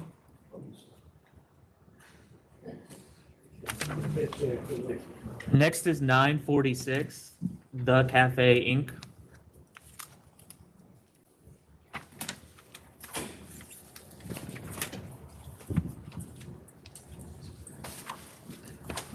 Hi, good morning. I'm Hillary St. Louis, the owner of the cafe located 22507 Linden Boulevard, Cambria Heights, New York. I'm here for the change of operations. The community board approved it back in December, so it's just been a long, ongoing struggle. I've been trying to just keep afloat. I would like to be granted for karaoke, DJ, and live band. I have no complaints since I've been open with the cards that I've been dealt. I've been really trying to work a straight and narrow line to just keep me afloat. And I just really want to be able to give my customers a little bit more entertainment. It is not a nightclub. I don't want a nightclub. I don't want the headache of that. We get really good reviews. It's a really comfortable, homely environment. And I'm just hoping you guys can grant me those requests. Okay. With Queens Community Board 13 approving these requests, I'm going to vote to support extension of hours to 2 a.m., adding DJ, karaoke, and live music. I will also approve. Thank you. Thank you so much. Next is 961, Epic 52 LLC. 61. Good morning, Donald Bernstein from Bernstein, Rado, and Savitsky on behalf of the applicant. With me is Mr. Stephen Elganian, who is one of the principals of this applicant. This is a removal application. Relais de Venise is the restaurant. They have been at 590 Lexington Avenue at 52nd Street since 2009, and they're moving 2 blocks to 155 East 54th Street. Off of Lexington. This is a French steak restaurant that also, there is similar restaurants in London and Paris. There were 2 issues raised in the Deputy Commissioner's memo to the members. One of them related to the public interest test. Unfortunately, when we received notice of the 500-foot law hearing, it was scheduled for December 16th. Inadvertently, my office scheduled that for December 26th instead of the 16th. Therefore, the submission was late. Just so you know, there is no opposition to this application, and the community board sent a letter to the authority that the ALJ made reference to, saying that the community board had no comment or objection to this application. The other issue that was raised in the Deputy Commissioner's memo relates to, he made mention of 2 churches. One of them is a Baptist church that appears on lamps. As far as we know, it doesn't exist. Our surveyor went out there, does not see any such church. We did a search of Baptist churches in Manhattan. It does not show up. So as far as we know, this just doesn't exist. I can't explain why it's on lamps. The other church is St. Peter's, which is within 200 feet. As we stated, the building that it is in is not exclusive because it is in the City Corp Center, which is a 60-story office building. If you would like to see it, I have the certificate of occupancy for that building showing the existence of the church and the uses of the other 60 floors. So clearly it's not exclusive. And just to add to the record, in 2019, our office had another application where that church came into play, and we submitted to licensing a statement that it is not exclusive, and that license had been approved. That's fine. That's the church that the York Theater is in. Yes, there's a theater in there. That's correct. Okay. Dance theater. What are your and hours? other uses. The current licensee currently has till 1 a.m. So that would carry over. They actually don't use it till 1 a.m. Everybody's out by midnight, but that's what they have. I'm sorry in the you current ended up license. here. I'm going to vote to approve recorded music only 1 a.m. across the board. I will also vote to approve with those stipulations. Thank you very much. Have a good day. Thank you. Thank you. All right, Jonathan, there's nothing else, correct? No one else here? Look at us. What? 11:40? Really? Ooh. All right, so I did 9:36 is a no contest. See what they, cancel and bond. Commissioner? I agree. That's 9:36. 9:37, 38, and 39 is an offer of 10,000. I would accept 10,000, please. Only because the business is sold. There is corporate change pending. Right. That's the Yeah, I only see reason that. why I'm Mhm. taking it. Okay, I agree. 9:40 is an offer of 2,500. I will accept 2,500. I agree.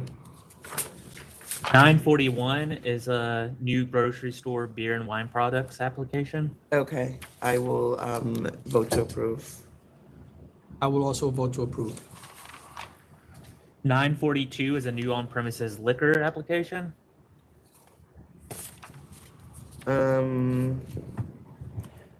Approve, good name. Yeah, I know. This is the one that is, The community board approves, they want a waiver of the 2 restaurant room. yeah.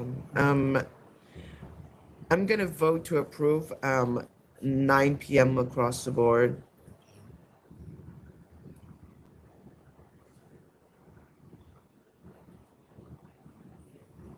They're open only until 6:30 right now anyway, so if they want more, they can come back. At the restaurant, maybe?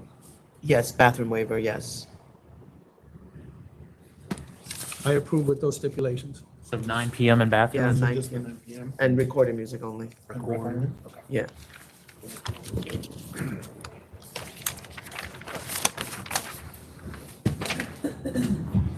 Next is 9:48. It's an offer of 1,500. 1,500. I agree. 9:50 is a new on-premises liquor application. This was withdrawn? Yes, this was the one that was withdrawn. I forgot. Yes. Yeah, this was withdrawn prior to the meeting. Okay. 9:51 is an offer of 2,000. 2,000. Commissioner? I accept. 9:53 is an offer of 5,000. 5,000. I accept. 9:54 is an offer of 3,500. 3,500. Commissioner? 20 years licensing. I accept. Surprised that these people didn't show up. So 9:55 and 9:56. Cancel for the record. Commissioner? Yes. I agree. 9:58 is an offer of 8,000. 8,000. I accept. 9:59. Ms. Hoffman, do you have something on the I did calendar? add in a disciplinary. Okay. Make sure we didn't do it. Which one is it, Jonathan? Early today. Yes. Yeah, regular WOW was actually the first on the agenda item numbers. It was first? 9:36? Well, order, not, I mean, obviously not, because we didn't sign. Yeah. Yeah, it was that one. We canceled it. All right, we can go back. Can we just get through this and then we'll go back to that one? He's planning on being here as well, so. Okay, all right, we'll just pull it out first, but we canceled it. Pull it out real quick. Oh, this is a first.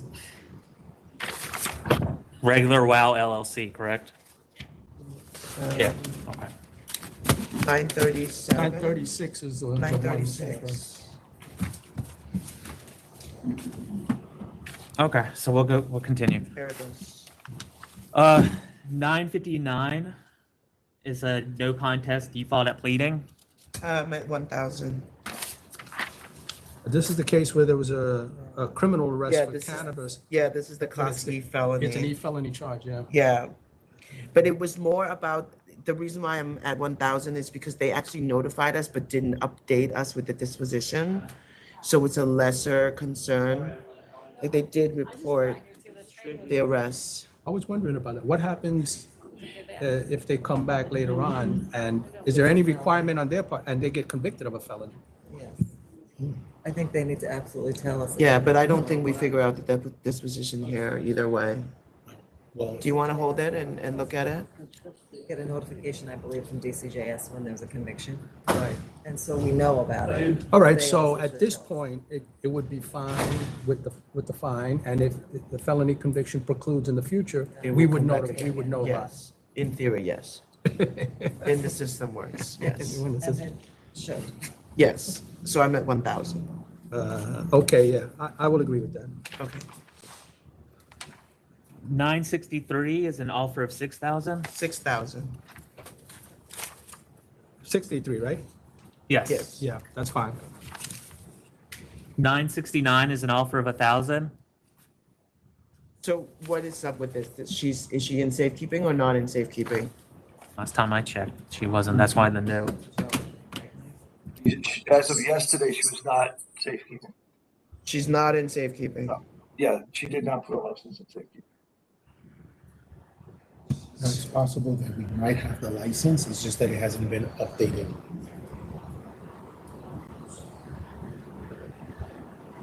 Still nothing. Yeah, there's nothing on the record as yet. Well, what do you guys want to do? Should we just hold it over until she gives it to us? I don't know. You could hold it over and ask Jamie. Is it Gallic? Yeah, That's the case to okay. like reach out to. Sounds good. Finelli's looking into it. I asked him to, Okay, great. try to contact her yesterday. Okay, great. Let's Over to give 9. him one more time, 9-6. All right. All right, 970, 71, and 72 is an offer of 10,000.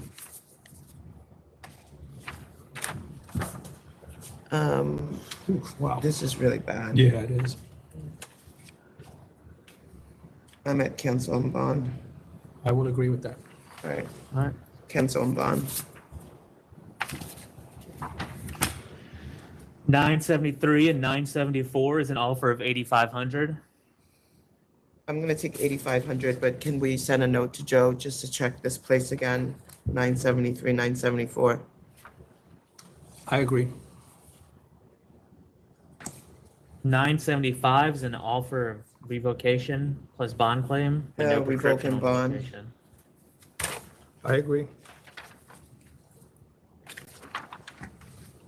976 is an offer of 10,000. 10,000. Commissioner? Yep. Oh, you said yes? All right. No, I'm sorry. just give me 1 second. Yeah, I agree, I'm fine. I don't move as fast as you guys yet.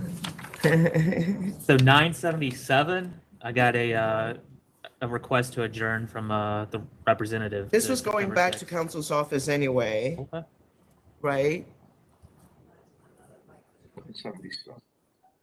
Back to council. Notice says the premises is moved, needs to be licensed. Should we just hold it over or is this going back to council's office? I wasn't aware that they made a request to send I it back wasn't to either. council. No, so Mr. Springer, who's the representative on the removal, has asked to adjourn till 9/6. He wants to investigate the facts more. That's fine. We'll just adjourn to 9/6. Yeah, that's weird because I know this restaurant. Okay, go ahead. 978 is an offer of 1,000. I think this is wrong. I think this needs to be at least 2,500. Can you guys look at it? It's because of the bond. It's because of they had an ATAP certificate at the time of the sale, which legally it reduces it to the bond amount. Oh, okay. But even when it's 18 and under, it doesn't go back to 15? Because the law actually doesn't specify. so- We just do it All for. right, so 1,000. Yeah. I agree.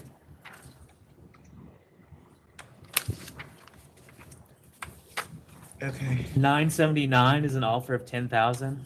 I'll take 10,000. I will accept 10,000.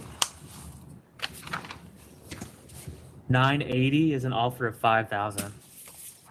I'll take 5,000. I agree. 981 is an offer of 7,000. What do you think about this one? This one is bad. Stab, They shot, have- Yeah, they have. cancel and bond. Cancel and bond. I agree. Okay.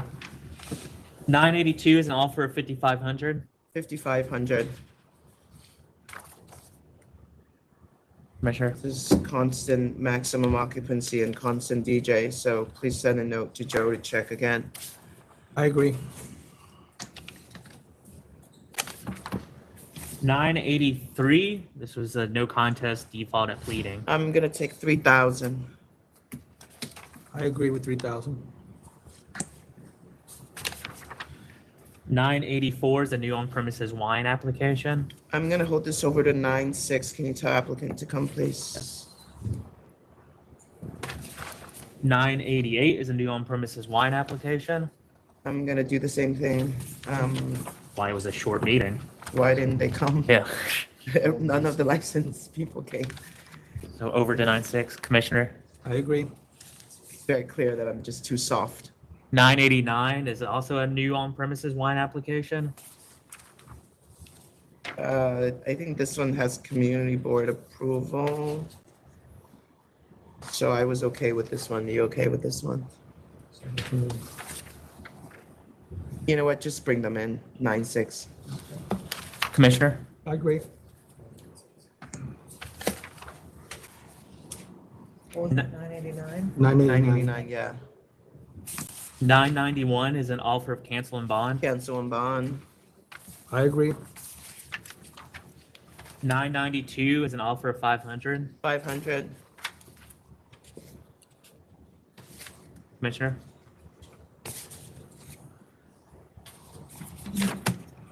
Yep, I agree. 993 is a new package store application. Look at this one. 993. Let's see. Storage room one, right? Protest, no. I was gonna be okay with this one just because it's way out there. Hot.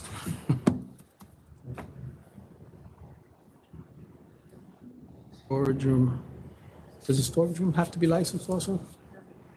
The storage. Yes. Anything that, even if you store alcohol, it has to have some, either a permit or a license, part of the licensed premises.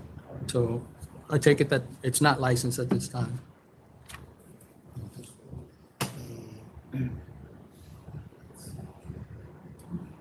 It's 993.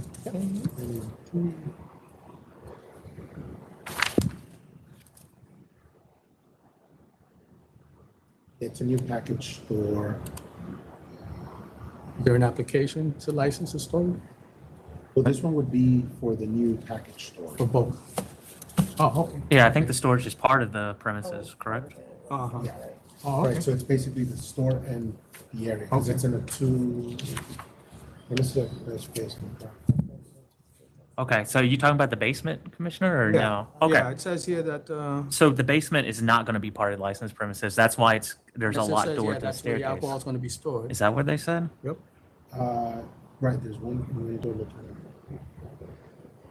Right, there is a locked door to a staircase leading to the basements, which is not being licensed. So it's only going to be one story only.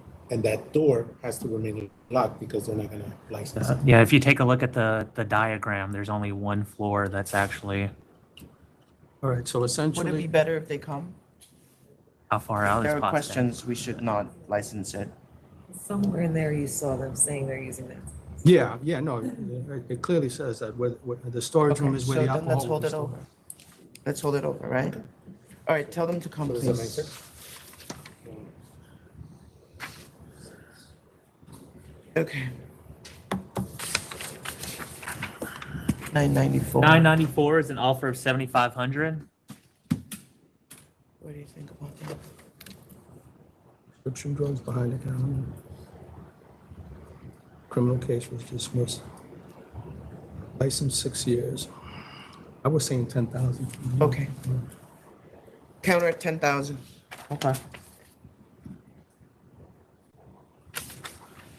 995 is a no contest default at pleading.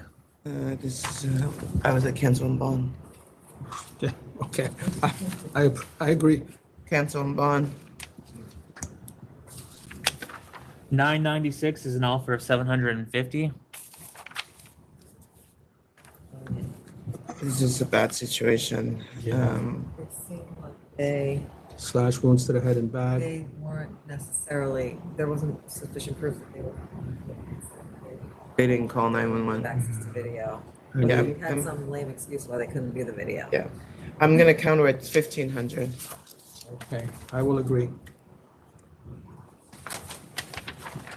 So 997, I received a request to adjourn to September 20th. The applicant is out of the country till then. September 20th. I'm okay with it. I'm okay with that also. Okay. 999 is this was an offer of $500. I believe council's We held office. this over for some reason. For council's office, it gets the matter. Okay, then I'll just accept. This was the one where the guy jumped over the counter when someone Right. walked into his store, and we were going to look into the backstory a little more. And it's another one with the, I noted. Because that- we'll give them a letter of warning if. I think we should put it over. Okay, let's put it over. That's fine. 9-6. Over 96. Commissioner, you're all right? I'm fine with that. Yeah, 1001. They wanted 920. Yep, 1000. Yep, 1001. Be adjourned to 920. Yes. Commissioner. I concur. 1007. That's an offer of 10,000. I will accept 10,000. I just want to know what happened to with the other store. What's the penalty on the other store? 10,000 as well. Okay. You said 1007. 1007. I'm okay with that. And I'm sorry, on 1001, it was put over, right? Yes. Yeah, Okay, thank you. to 920. 1009 is an offer of 2,500. I'll accept 2,500. Commissioner? Guess. Were you okay with 2,500? Large altercation in the parking lot. I'm fine. Okay. All right, and 1010 is a no contest. Okay, I will take 1,000, but can we have Joe just check that the food is there now? I agree. Okay. And so back to We'll go back to 936. 936. That's regular WOW LLC. Yes. I guess so, but that's held over till 9/6. So this is a 9/6? Yeah, yeah. That's what I missed. Thank you. So Quick day. yeah, So- yeah. That never happens. No. So, just so you know, we, before you walked in, had already voted on this matter. Because you showed up, we will vote to reopen the matter. Yeah, if you want to. I'm okay with reconsidering. I'm okay with that also. Thank you very much. We had submitted materials in writing. I'm not sure whether you had a chance to look at them. There's a letter I prepared and a letter from Dominic. I'm Elfie Hoffman. I'm the representative. With me is Dominic Tracy. He is the principal. We're here essentially trying to fight for his right to keep the bar open.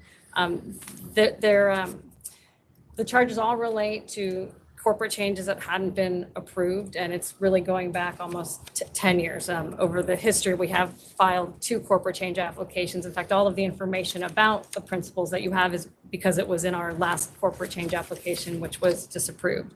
This is a case of, a few people starting a bar on a shoestring budget, trying to fight for their lives and flying by the seat of their pants, but there are no major violation. There's no issue with the neighbors or no issue with the community board. There are no sales to minors. There's no disorderly conduct. It all relates to the difficulty in trying to file these changes. And so, Dom is here. He can fill in a little bit what he's trying to do, but I'd like to keep him in business, but I also need to make sure the corporate changes are improved. I mean, some of the materials, in filing the last corporate change, when I tried to touch base with Mr. Donahue, the answer is we're not sure we can ever approve this. I can't go back and create documents from 2011 when there was a lawsuit, a partner was out, there were people put in more money, equity change, there just isn't documentation. So we have now a third corporate change pending to try to bring the authorities' records up to date.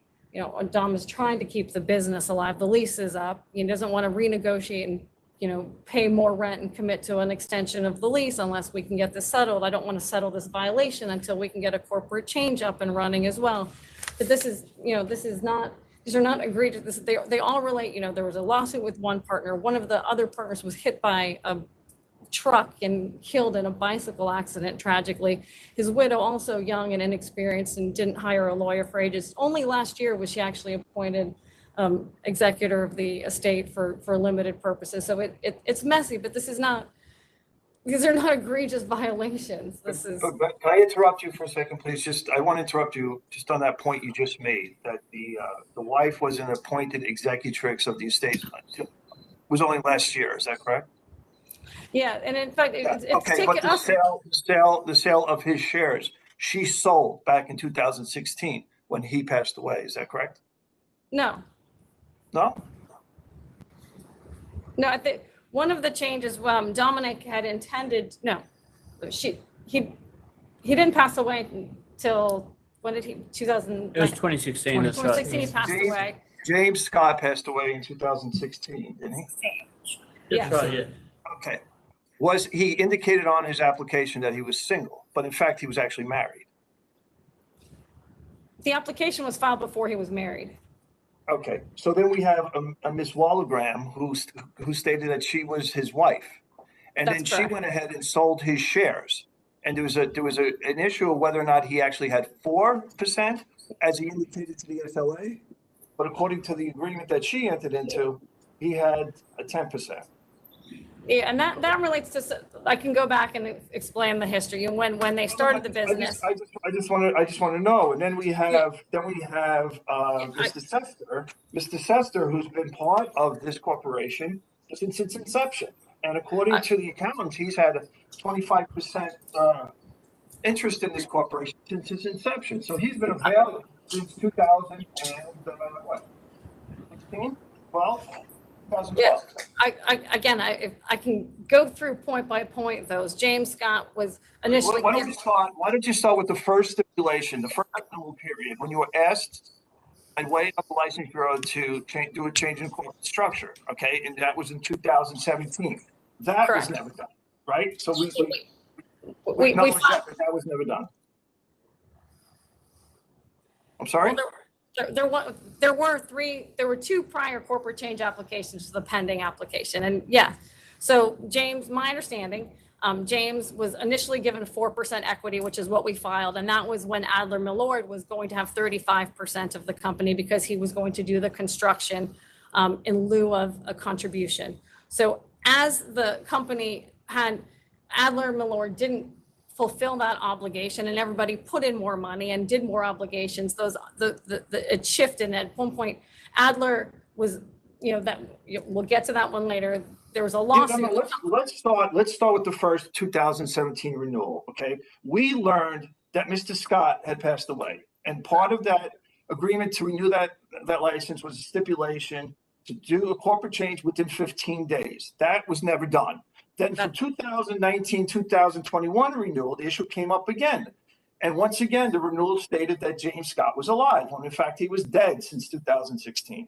A deficiency letter went out stating that you were in violation of stipulation 2017. You then, in 2021, August of 2021, you filed another change in the corporate structure, removing Adler and adding James Scott, and also to add Nicholas Sester, okay? Now, that was the second change in corporate structure that I'm aware of. So you tell me there was more? There was shifting in the equity. Yes. So there was no corporate change filed in 2017. That's correct. And the issue came up again. What I'm saying is it should have been filed, but you didn't. That's correct. Correct. Yes, we concede that early on there should have been a corporate change. That's correct.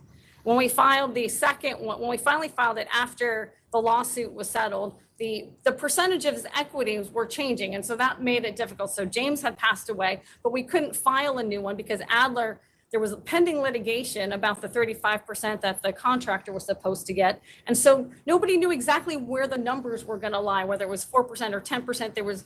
We couldn't file to take Adler out. There wasn't a default judgment in the action until later.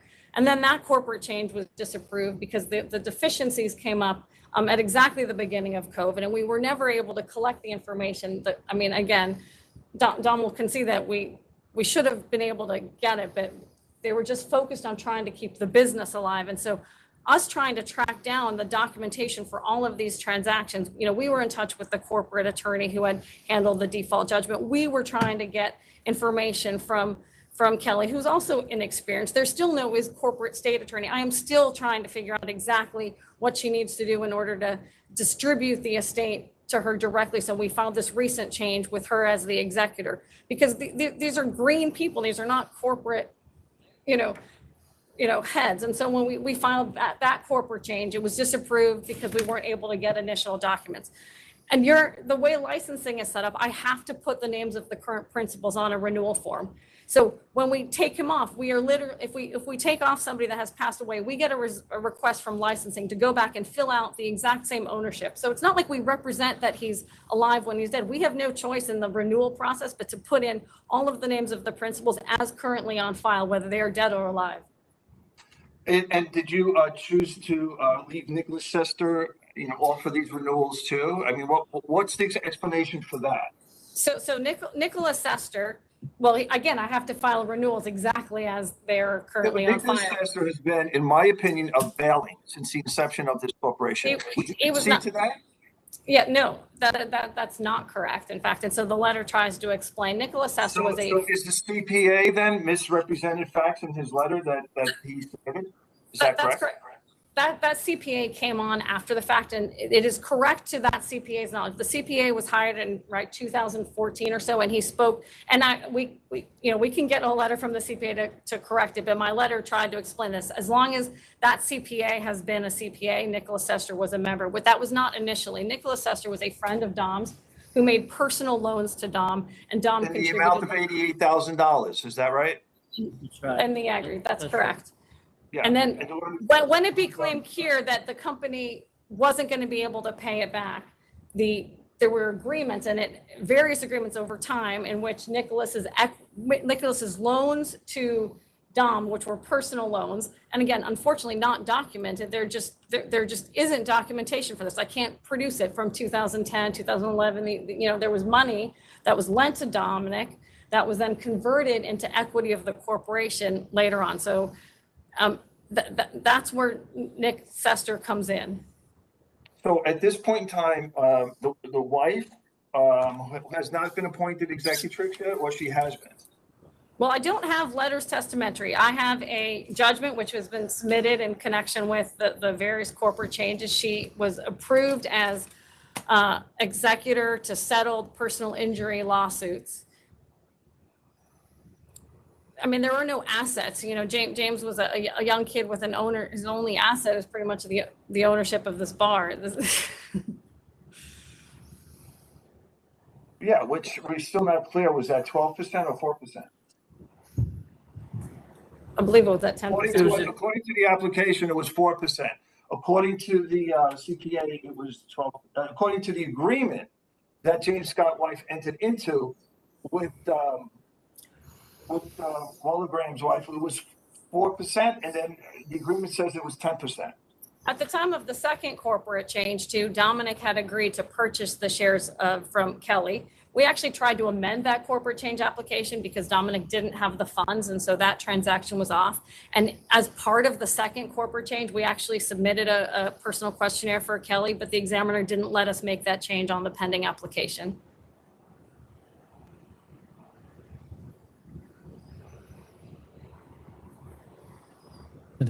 Members have any further questions? Just, it's a hard story to follow. It is. It really is. I'm happy to try to give a timeline. I tried to summarize in shorter letters to work. It's taken us quite a bit of time to try to work through as well in putting together the change applications. It's just my gut feeling that the best thing to do is almost to start from scratch. Well, when I spoke to, Mr. Donahue as part of the process, he suggested maybe a new entity, but the problem in part is that there are SBA loans, emergency impact loans from COVID that are tied to this LLC. And that therein lies the additional difficulty of just unwinding one and setting up a new entity and starting from scratch, which from a legal perspective would have been my ideal as well. Just let's start a brand new, entity and start over. I commend your efforts as an attorney, I really do.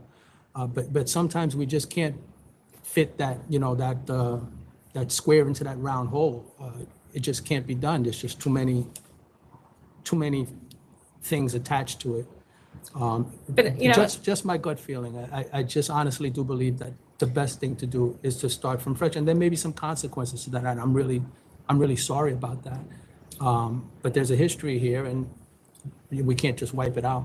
No, but the history is, bad record keeping and inexperienced people running a bar. It's not, there was, again, there's no issue with the neighbors. There's no issue with the community board. We have tried to file and get this up to speed several times now, over the period in the applicant's history. There's, they're a beloved community neighborhood bar. There's no, there's no disorderly conduct. There's no failure to supervise. He's trying to get back up and running and stay in business. Who is Nicholas Hester? Who is he? Is he a friend? Is he an investor? How would you categorize him? Who is he? Because we don't know who he is. He's a friend of mine who, when Adler Malord, when it became clear that Adler Malord was not going to see through his promise of completing the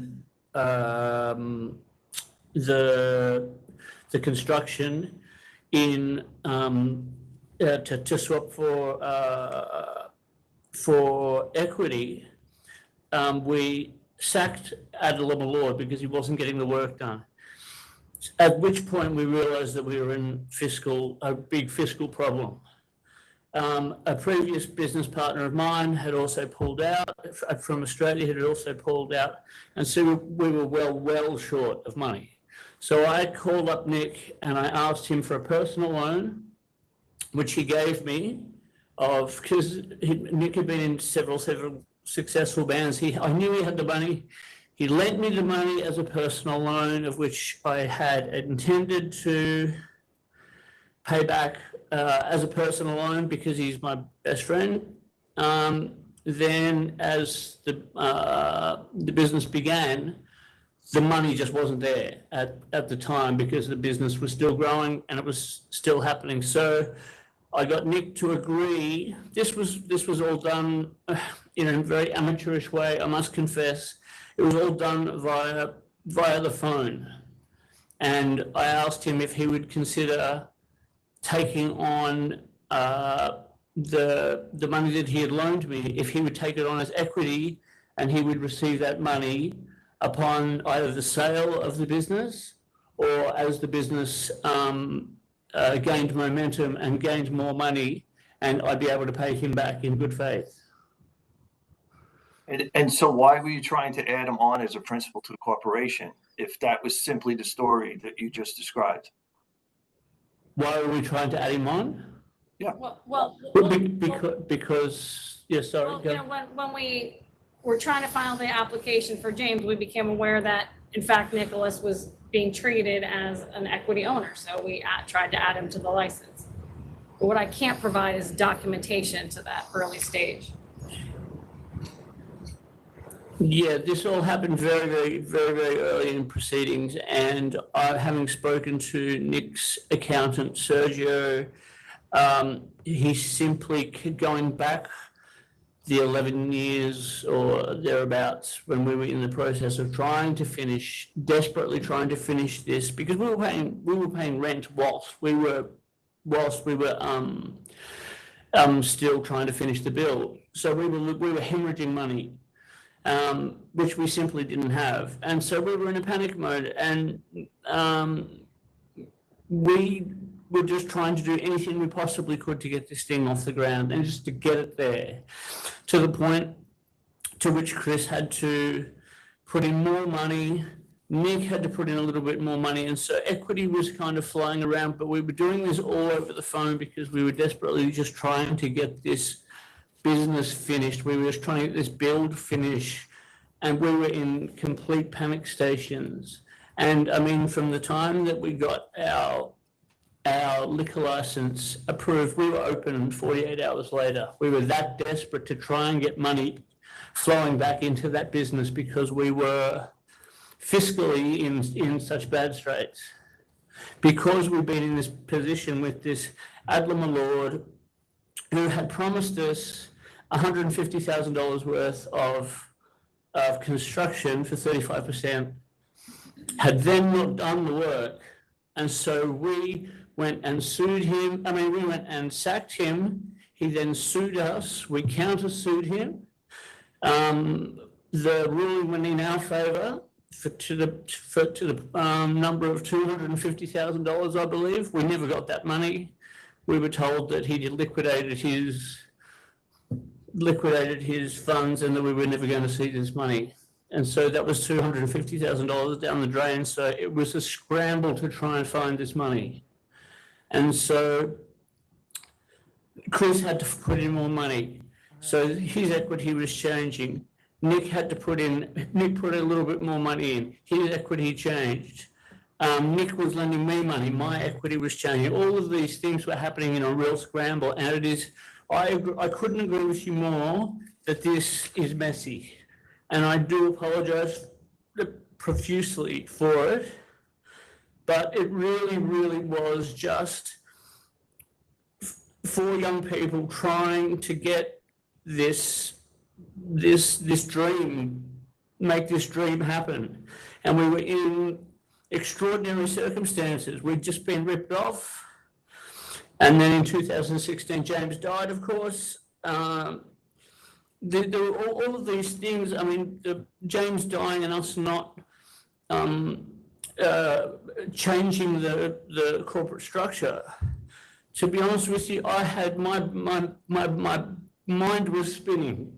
He was dead. He was my business partner. He ran the business with me, and he was dead. He was dead the next day. And so the next thing I knew, I was running a business by myself. And you know, financially we were in the same spot. So I mean, we're now in a better place. Thankfully to the government, we're in a bit of better place. We've also now been, as of September 5th, we will have been open for 10 years. So we're a neighborhood staple. We are doing much, much better. Our financials are constantly on the improve to the point where we can start paying people back their money. And people can start seeing money back. So these investments, these things that look like that are shambles, are actually starting to make sense. I understand that it looks messy. It looks really, really messy. But this was the situation we were in at the time, and we were just dealing with what we had, and we didn't do the best job of it. And I would call it negligence or inexperience. Sir, thank you so much. So, Yep, thank you for coming. I I thank the members. appreciate that. So are you able to now present to us what is the real ownership structure? I don't need you to go back and Yeah, so we recreate have another history. pending corporate change application. And that is a reflection, accurate reflection of how he plans to run the business. It's an accurate reflection of the post on that is correct. The hard part is, the challenge is gonna be, again, the prior documentation, which Okay. Of course. So you've described the process requiring you to relist the people, even though there's been changes. Is it in fact accurate, the current application? Well, they just processed another renewal, and I think, again, we had to list James again on the renewal, but the pending corporate change does list the estate of James Craig with Kelly Wolfgram as executor on the corporate change. And there's a clear addendum, he's passed and all those things. It's clear. Correct.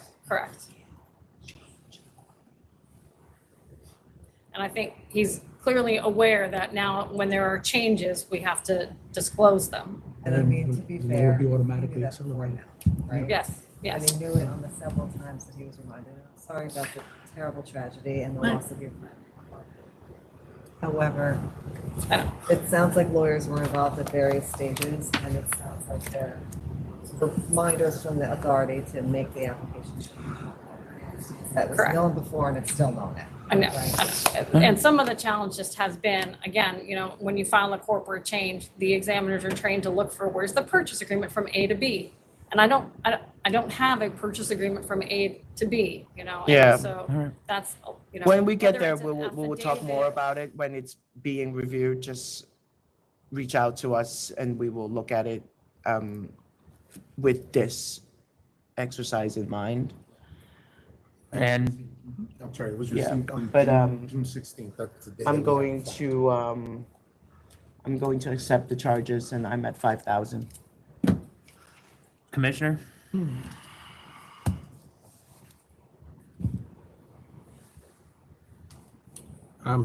You really put me in a tough spot.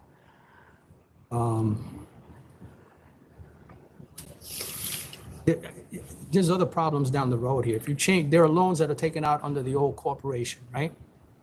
Under the current corporation. Under the current corporation. You're going to change that.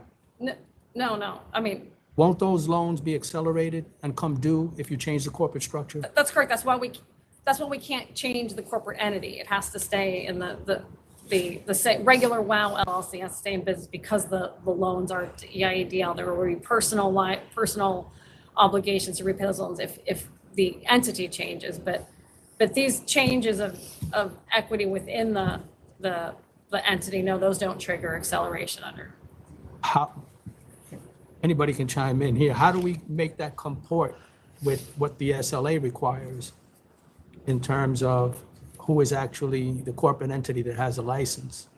If it can't, I'm a little confused. Yeah, I I'm think not that- sure. Maybe I'm not understanding your question. So if the loans are in the names of the current Of regular WOW LLC. LLC. And that's why we And can't the just start structure over. is, the structure, what you're trying to do is with the SLA, make it the same structure, basically, the Correct. current structure that is Correct. under the That loans. is everywhere else. That is an adequate reflection that the SBA loans, they have that structure. We don't have that structure right now. Correct. Your structure is outdated by about 10 years worth, but everything else has been. Okay, I get it. Well, I'm very sorry for your loss and the loss of James Scott Gregg. I will concur with the chair, and we hope you can work it out. Thank you very much. Thank you. Thanks for coming in. All right. Thank you for. All right, Chair, I have nothing else. Do you? Thank you. No, I have nothing All else. right, Thank you. meeting's adjourned.